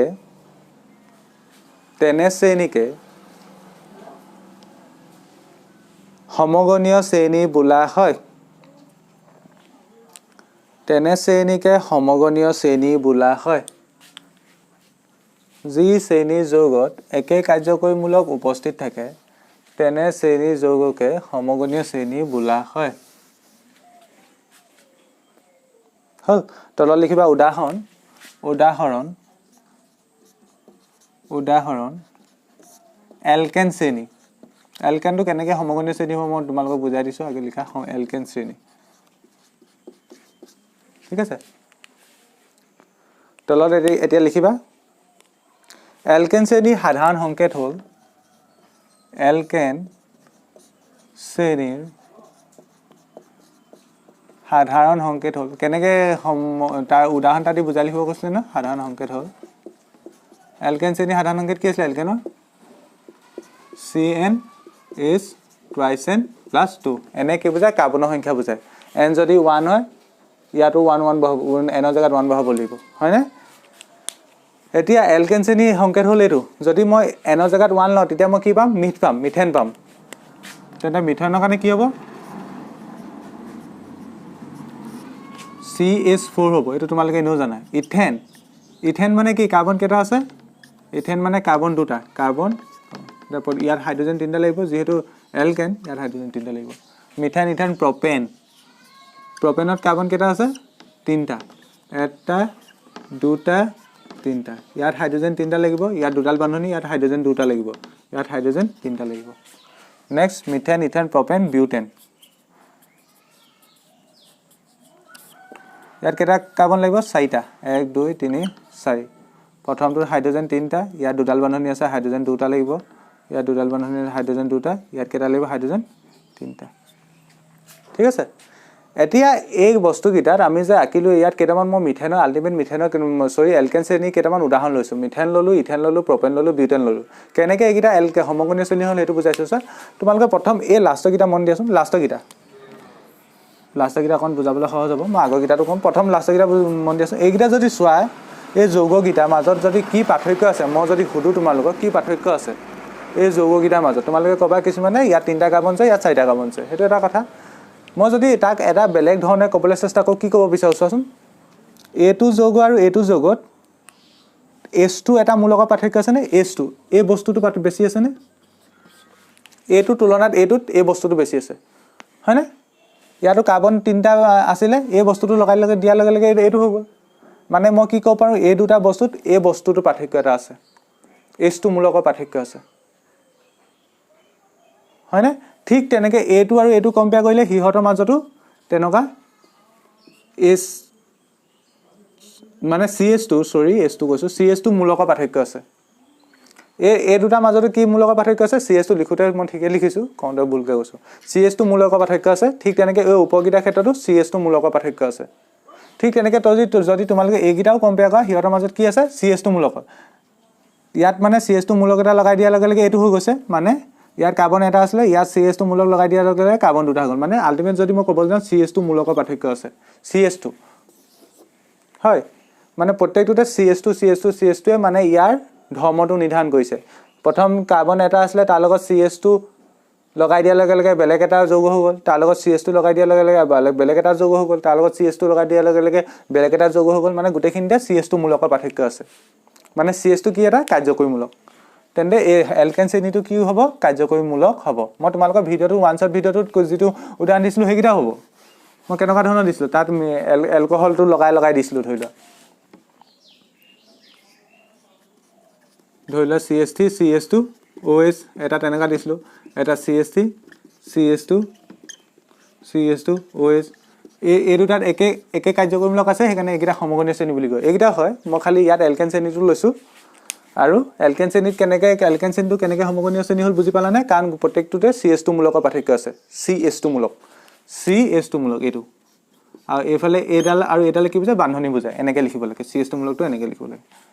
এতিয়া এইডোখৰলৈকে নোট কৰা তেন্তে তোমালোকে উদাহৰণ এলকেন শ্ৰেণী তলত লিখিবা এলকেন শ্ৰেণী সাধাৰণ সংকেত এইটো আৰু এনেকৈ লিখিবা মিথেন এইটো ইথেন এইটো প্ৰপেন এইটো বিউটেন এইটো তাৰপিছত এতিয়া তলত লিখা উপৰোক্ত শ্ৰেণীটোৰ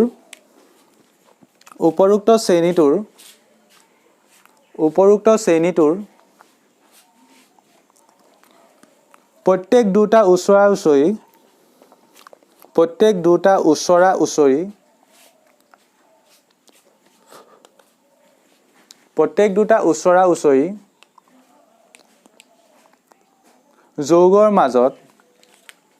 যৌগৰ মাজত এইটো CH2 মূলকৰ যৌগৰ মাজত CH2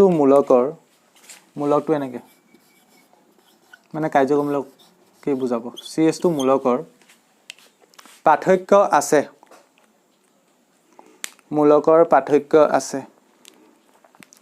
গতিকে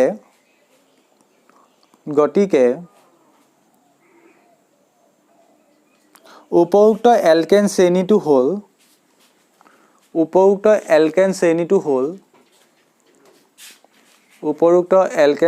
হ'ল এটা সমগণীয় শ্ৰেণী। গতিকে উপৰোক্ত এলকেন শ্ৰেণীটো হ'ল এটা সমগণীয় শ্ৰেণী। হ'ল তেন্তে এই কুৱেশ্যনটো এইটো ইমান দেখুৱাই আছিলে। তোমালোকৰ কুৱেশ্যনটো কৈছিলে সমগণীয় শ্ৰেণী কাক বোলে, উদাহৰণ দি ব্যাখ্যা কৰা। আমি কৈ দিলোঁ। এতিয়া নেক্সট কুৱেশ্যনটো কি কৈছে চোৱা। নেক্সট কুৱেশ্যনটো 7 নম্বৰ কুৱেশ্যনটো তোমালোকৰ এইবাৰ কাৰণে নালাগে। ইথানল আৰু ইথানিক এচিডৰ পাৰ্থক্য সুধিছিলে। নেক্সটটো পানীত চাবোন দিলে কিয় ফেন উঠে, এইটোও নালাগে। নেক্সটটো 9 নম্বৰটো লাগিব। প্ৰায় সকলো ক্ষেত্ৰতে কাৰ্বন আৰু ইয়াৰ যৌগ ইন্ধন হিচাপে ব্যৱহাৰ কৰা হয় কিয়? 9 নম্বৰটো একদম ইজি কুৱেশ্যন। কাৰ্বন আৰু তাৰ যৌগ ইন্ধন হিচাপে ব্যৱহাৰ কৰা হয় কিয়? মই কাৰ্বনৰ ৰাসায়নিক ধৰ্ম পঢ়াওঁতে প্ৰথমতে লিখিছিলোঁ, তাত দহন লিখিছিলোঁ। কাৰ্বন দহন কৰিলে কি পায়? কাৰ্বন ডাই অক্সাইড আৰু প্ৰচুৰ পৰিমাণত তাপ আৰু পোহৰ উৎপন্ন হয়। ঠিক তেনেকৈ কাৰ্বনৰ যৌগ দহন কৰিলেও কাৰ্বন ডাই অক্সাইড, পানী আৰু প্ৰচুৰ পৰিমাণত তাপ আৰু পোহৰ উৎপন্ন হয়। ইয়াত কুৱেশ্যনটোত কৈছে কি কৈছে চোৱা, কাৰ্বনৰ যৌগ প্ৰায় সকলো ক্ষেত্ৰতে কাৰ্বন আৰু ইয়াৰ যৌগ ইন্ধন হিচাপে কিয় ব্যৱহাৰ কৰা হয়? আমি ইন্ধন কোনবোৰ ব্যৱহাৰ কৰিম? যিটোৱে আমাক ভালকৈ তাপ দিব বা পোহৰ দিব, হয়নে? যিটো তাৰ তাপৰ উৎপন্নটো বেছি হ'ব, সেইবোৰকে ইন্ধন হিচাপে ব্যৱহাৰ কৰিম। এতিয়া যিহেতু কাৰ্বন আৰু ইয়াৰ যৌগবোৰে তাপ বেছিকৈ দিয়ে, হয়নে? দহন কৰিলে ইয়াৰ পৰা তাপ বেছি উৎপন্ন হয়, সেয়েহে সিহঁতক ইন্ধন হিচাপে ব্যৱহাৰ কৰা হয়। একদম ডাইৰেক্ট আনচাৰ। তেন্তে লিখা 9 নম্বৰটো আনচাৰ লিখা। প্ৰায়বোৰ কাৰ্বন যৌগ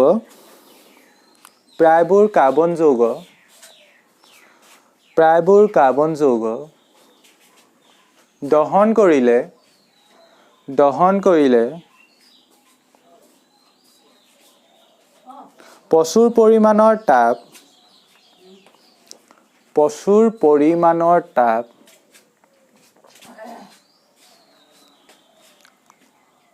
আৰু পোহৰ উৎপন্ন হয়।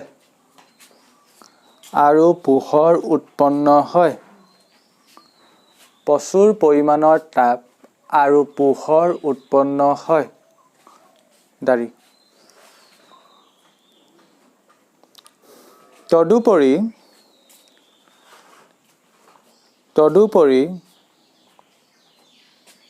সংপৃক্ত হাইড্ৰকাৰ্বনৰ দহন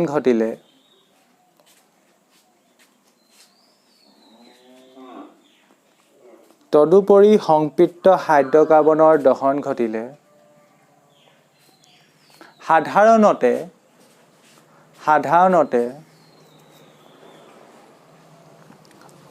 অমলিন নীলাশিখা উৎপন্ন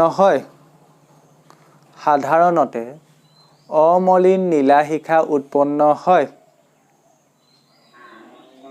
দাৰি। ইয়াৰ উপৰিও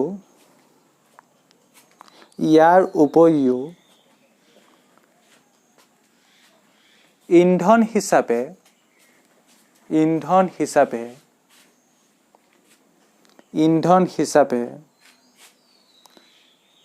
কাৰ্বন যৌগৰ কেলৰি মান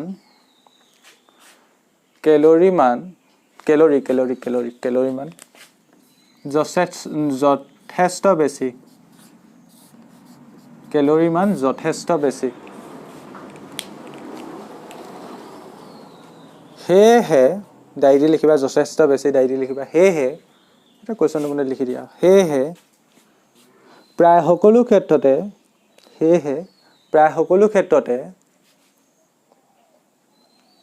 কাৰ্বন আৰু ইয়াৰ যৌগ ইন্ধন হিচাপে ব্যৱহাৰ কৰা হয়। সেয়েহে প্ৰায় সকলো ক্ষেত্ৰতে কাৰ্বন আৰু ইয়াৰ যৌগ ইন্ধন হিচাপে ব্যৱহাৰ কৰা হয়।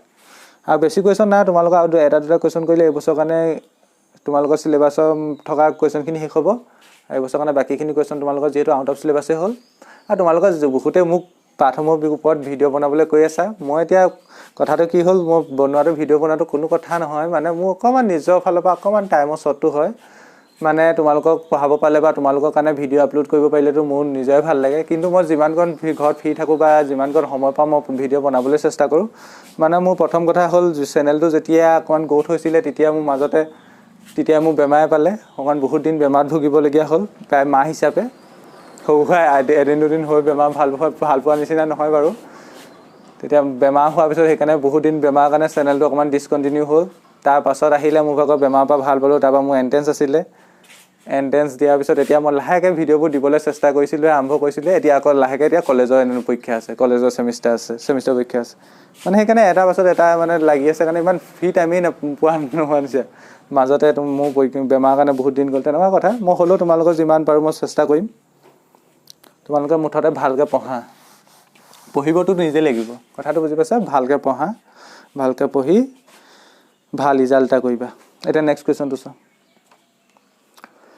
9 নম্বৰটো গ'ল 10 নম্বৰটো নালাগে মই ক'লোঁ কঠিন পানীত চাবোন দিলে এইটো নালাগে চাবোনৰ কনচেপ্টখিনি কাটিলে 11 নম্বৰটো নীলা আৰু ৰঙা নীলমাছ কাগজৰ চাবোন পৰীক্ষা কৰিলে কি দেখিবা সেইটো নালাগে 12 নম্বৰটো লাগিব হাইড্ৰজেনেশ্যন মানে কি ইয়াৰ ঔদ্যোগিক প্ৰয়োগ লিখা হাইড্ৰজেনেশ্যন একদম ইজি বস্তু হাইড্ৰজেনেশ্যন ইয়াৰ মানে কি মানে হাইড্ৰজেন এইটোক যদি ভাঙা তাৰ মানে কি হাইড্ৰজেন এডিশ্যন মানে কি জানা নহয় যোগ যিবোৰ বিক্ৰিয়াত হাইড্ৰজেন যোগ হয় মানে যোগ কৰা হাইড্ৰজেন যোগ কৰা বিক্ৰিয়াবোৰকে হাইড্ৰজেনেশ্যন বোলা হয় মানে যিবোৰ বিক্ৰিয়াত হাইড্ৰজেনৰ যোগ হয় সেইবোৰ বিক্ৰিয়া কি হাইড্ৰজেনেশ্যন বুজি পালানে হাইড্ৰজেন যোগ হোৱা বিক্ৰিয়া এটা মই পঢ়াইছিলোঁ তোমালোকক ওৱানছত ভিডিঅ'টো মনত পৰিছেনে এটা বিক্ৰিয়া এনেকুৱা এটা বিক্ৰিয়া পঢ়াইছিলোঁ কাৰ্বনৰ য'ত হাইড্ৰজেনৰ যোগ হয় কি আছিলে অসম্পৃক্ত হাইড্ৰকাৰ্বন এটা সংপৃক্তলৈ পৰিৱৰ্তন হৈ যায় তাত কি হৈ যায় দ্বি বান্ধনীবোৰ খোল খাই যায় আৰু তাত কি সোমায় হাইড্ৰজেনৰ যোগ হয় মনত পৰিছে আৰু যৌগটোৰ নাম কি আছিলে বিক্ৰিয়াটোৰ নাম কি আছিলে যোগাত্মক বিক্ৰিয়া আল্টিমেট তুমি ইয়াত যোগাত্মক বিক্ৰিয়া ডেফিনেশ্যনটো লিখিলেই হ'ল হয়নে যোগাত্মক বিক্ৰিয়াটো মনত পৰিছেনে অসম্পৃক্ত হাইড্ৰকাৰ্বনত বান্ধনীকেইডাল মানে দ্বি বান্ধনীকেইডাল এক বান্ধনী হৈ যায় আৰু তাত কি সোমায় হাইড্ৰজেন সোমায় তেন্তে হাইড্ৰজেনেশ্যন মানে যিবোৰ বিক্ৰিয়াত হাইড্ৰজেনৰ যোগ হয়নে মানে আল্টিমেট আমি ক'ব যোগাত্মক বিক্ৰিয়াটোৱে লিখা পেলাডিয়াম আনচাৰ লিখিবা এতিয়া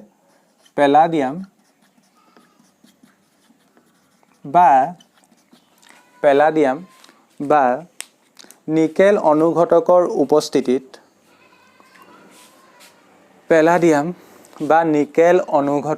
উপস্থিতিত অসম্পৃক্ত হাইড্ৰকাৰ্বনৰ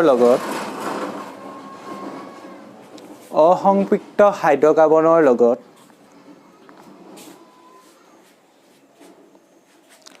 হাইড্ৰজেন যোগ হৈ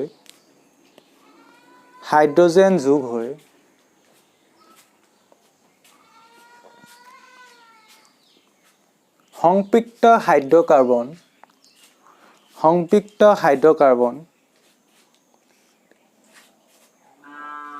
উৎপন্ন হোৱা প্ৰক্ৰিয়াটোকে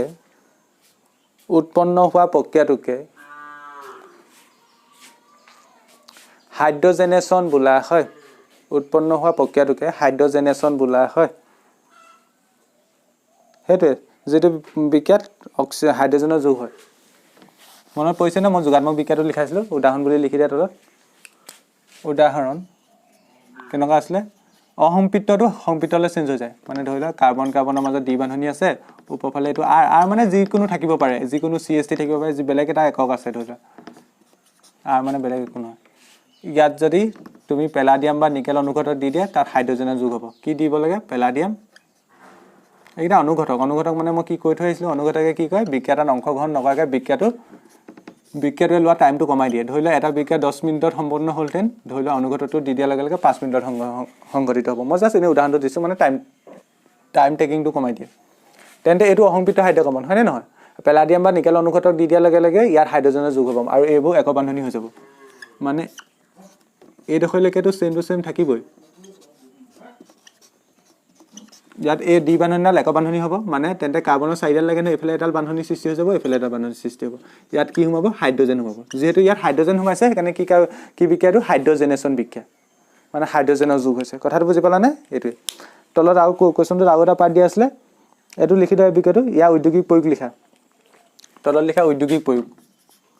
ক'ত ব্যৱহাৰ কৰা হয় মানে ঔদ্যোগিক প্ৰয়োগ আণ্ডাৰলাইন কৰি লিখা এতিয়া ঔদ্যোগিক প্ৰয়োগ নিকেল অনুঘটকৰ উপস্থিতিত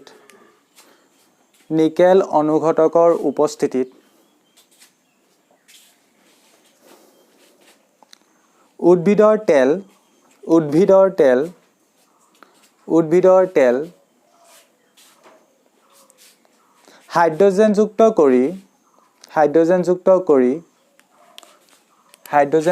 কৰি বনস্পতি ঘি উৎপন্ন কৰিবলৈ হাইড্ৰজেনেশ্যন বিক্ৰিয়া ব্যৱহাৰ কৰা হয় হাইড্ৰজেনেশ্যন বিক্ৰিয়া ব্যৱহাৰ কৰা হয় তেন্তে এটোলৈকে এই কোৱেশ্চনটো শেষ এটা নেক্সট কোৱেশ্চনটোত কি কৈছে চোৱা তলৰ কোনবিলাক হাইড্ৰকাৰ্বনে যোগাত্মক বিক্ৰিয়া দেখুৱায় এতিয়া আমি এনেকুৱা ধৰণৰ বিক্ৰিয়াটোকে কি বুলি কয় বুলি কৈছিলো যোগাত্মক বিক্ৰিয়া মানে যোগাত্মক বিক্ৰিয়াত অসম্পৃক্তবোৰ সংপৃক্ত হৈ যায় মানে আলটিমেট যোগাত্মক বিক্ৰিয়া দেখাব হলে তোমাৰ যৌগটো যিটো যৌগ দিয়া থাকিব হেতু অসম্পৃক্ত হ'ব লাগিব অসম্পৃক্ত কোন কৈছিলে যিবোৰ কাৰ্বন কাৰ্বনৰ মাজত যিবোৰ যৌগ কাৰ্বন কাৰ্বনৰ মাজত দ্বি বান্ধনী বা টি বান্ধনী থাকে হয় না হেবকে কি বুলি কয় অসম্পৃক্ত বুলি কয় তেন্তে ইয়াত যিকিটা অসম্পৃক্ত হ'ব হেকিটাই যোগাত্মক বিক্ৰিয়া দেখাব ইয়াৰ প্ৰথমটো কি দিয়া আছে C2H6 কি দিয়া আছে মই লিখি লৈছো C2H6 নেক্সটটো দিয়া আছে C3H8 নেক্সটটো কি দিয়া আছে C3H6 নেক্সটটো দিয়া আছে C2H2 নেক্সটটো দিয়া আছে CH4 এটো অকমান আকি চাব লাগিব আৰু কোনকিটা এলকিন বা এলকাইন হ'ব হেকিটা যোগাত্মক বিক্ৰিয়া দেখাব মানে অসম্পৃক্ত দেখায় না প্ৰথমটো আকিছা প্ৰথমটো কাৰ্বন কেটা আছে প্ৰথমটো কাৰ্বন দুটা আছে ঠিক আছে হেমতে হাইড্ৰোজেন কেটা আছে 6টা মানে প্ৰথম কাৰ্বনটো 3টা হাইড্ৰোজেন আছে দ্বিতীয় কাৰ্বনটোত 3টা হাইড্ৰোজেন আছে মানে আলটিমেট মই প্ৰথমটো যদি কওঁ প্ৰথমটো কি এলকেন হয়নে প্ৰথমটো কি এলকেন একবন্ধনী আছে কিন্তু আমি কি কৈছো অসম্পৃক্ত হলেহে যোগাত্মক বিক্ৰিয়া দেখাব তেন্তে এটো অসম্পৃক্ত হয় জানো এটো অসম্পৃক্ত নহয় এটো কি সংপৃক্ত তেন্তে এটো যোগাত্মক বিক্ৰিয়া দেখাব জানো এটো নেদেখায় নেক্সটলে হা এটো নেদেখায় তেন্তে নেক্সটলে হা C3H8 কাৰ্বন 3টা আছে C3 3 হতে 3 দুগুণ কৰিলো 6 হল তাৰ লগত 2 যোগ হৈছে মানে এটো এলকেন হয় তেনেকৈ চাব পাৰা তুমি মই সংকেতটো পঢ়াইছো না CnH twice n plus 2 এটো হলে এলকেন হয় 3 দুগুণ হল 6 হল তাৰ লগত 2 যোগ হৈছে 8 মানে এফালে ইয়াত 3টা হাইড্ৰোজেন আছে ইয়াত দুটা আছে ইয়াত 3টা আছে টোটাল 8টা তেন্তে এটো এলকেন এটো নহব বুজি পালা এটো কিন্তু এলকিন হয় চোৱা 3 মানে এলকিনৰ মই সংকেতটো পঢ়াইছো না CnH twice n তোমালোকে চাও তেনেকৈ চাব পাৰা 3 থাকুতে 6 হল মানে এটো কি এলকিন তেন্তে এটো হ'ব আকি চাবও পাৰা ইয়াত দ্বি বান্ধনী পৰিব ঠিক এনেকৈ এটো চোৱা এটো এলকাইন হয় কেলে C2H2 এলকাইনৰ সংকেতটো কি আছে CnH twice n - 2 এনৰ জায়গাত 2 বহাই দিয়াচোন C2 2 দুগুণ 4 2 মানে এটো এলকাইন হয় এটো হ'ব তেন্তে এটো কি হয় এলকেন হয় CH4 মিথেন এটো নহয় তেন্তে এইকিটা দেখায় তলত লিখা তেন্তে যিহেতু আনসাৰ লিখা যিহেতু অসম্পৃক্ত হাইড্ৰকাৰ্বনে যোগাত্মক বিক্ৰিয়া দেখুৱায় গতিকে C3H6 আৰু C2H2 এ যোগাত্মক বিক্ৰিয়া দেখুৱাব লাষ্টত কি লিখিবা গতিকে C3H6, C2H2 এ যোগাত্মক বিক্ৰিয়া দেখুৱাব তেন্তে এই কোৱেশ্চনটো শেষ হ'ল ইয়াৰ পাছৰ কোৱেশ্চনটো কি আছিল চোৱা এটোৱে লাষ্ট কোৱেশ্চন তোমালোকৰ এবাৰ কাৰণে মাখন আৰু খোৱা তেলৰ মাজত পাৰ্থক্য দেখুৱাব পৰাকৈ এটা পৰীক্ষা বৰ্ণনা কৰা ঠিক আছে তাৰ পাছৰ কোৱেশ্চনটো নালাগে এটা 14 নম্বৰ কোৱেশ্চনটো আনসাৰ লিখা মাখন আৰু খোৱা তেল দুইটাই হাইড্ৰকাৰ্বন হয় মানে দুইটা কাৰ্বন শৃংখল যৌগ হয় মাখনো কাৰ্বন শৃংখল যৌগ আৰু খোৱা তেলো কাৰ্বন শৃংখল যৌগ আৰু মনত ৰাখিবা মাখন হল সংপৃক্ত কাৰ্বন শৃংখল আৰু খোৱা তেলটো হৈছে অসংপৃক্ত মানে মাখনৰ কাৰ্বন পৰমাণুৰ মাজত একবন্ধনী থাকে আৰু খোৱা তেলত যিবোৰ কাৰ্বন পৰমাণু থাকিব হিয়তৰ মাজত দ্বি বান্ধনী বা টি বান্ধনী থাকে অসংপৃক্ত এটা লিখিবা তেন্তে 14 নম্বৰ কোৱেশ্চনটো আনসাৰ মাখন হল সংপৃক্ত কাৰ্বন শৃংখল যৌগ মাখন হল সংপৃক্ত কাৰ্বন শৃংখল যৌগ আনহাতে খোৱা তেল হল অসংপৃক্ত কাৰ্বন শৃংখল যৌগ দাঁড়ি পেগাপ চেঞ্জ কৰিবা গতিকে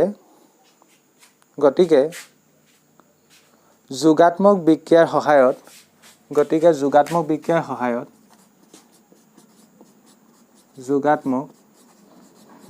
সহায়ত মাখন আৰু খোৱা তেলৰ মাজত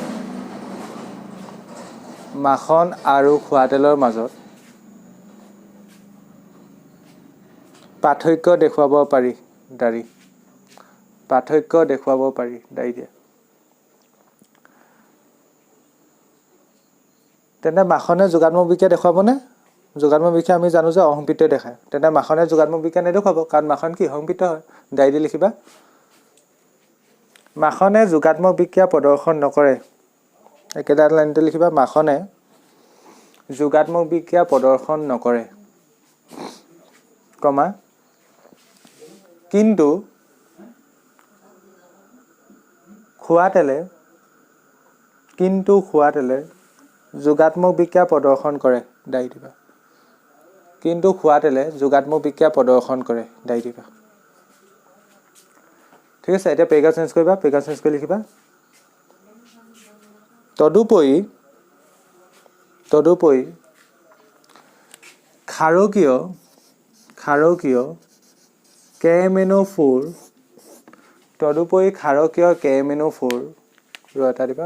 কেএমএনঅ'4 সহায়তো পেৰাগ্ৰাফ চেঞ্জ কৰি লিখিবা দেই তদুপৰি ক্ষাৰকীয় কেএমএনঅ'4 সহায়তো মাখন আৰু খোৱা তেলৰ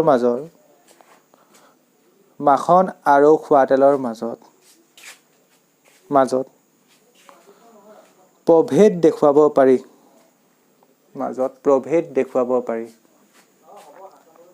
দেখুৱাব পাৰি দাৰি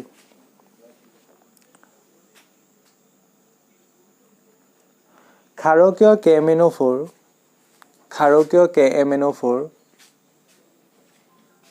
আৰু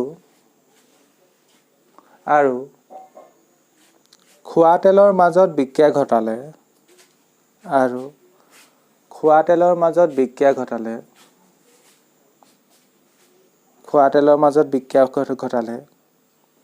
ক্ষাৰকীয় কেএমএনঅ'4 বৰণহীন হৈ পৰে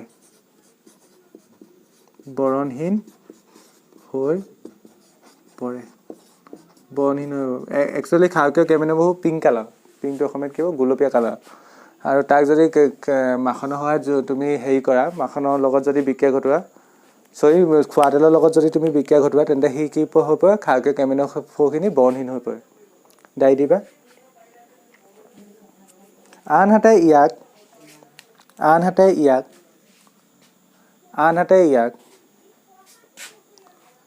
মাখনৰ লগত বিক্ৰিয়া ঘটালে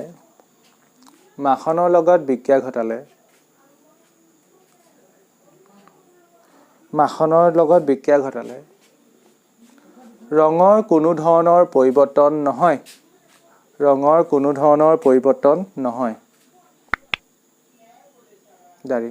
আমাক কি কৈছিলে মাখন আৰু খোৱা তেলৰ মাজত পাৰ্থক্য দেখুৱাব পৰাকৈ এটা পৰীক্ষা বৰ্ণনা কৰিব কৈছিলে আমি দুটা পৰীক্ষা লিখি দিছোঁ এটা কি যোগাত্মক বিক্ৰিয়া সহায়তো সিহঁতৰ মাজত পাৰ্থক্য দেখুৱাব পাৰি আৰু ক্ষাৰকীয় কেএমএনঅ'4 সহায়তো দেখুৱাব পাৰি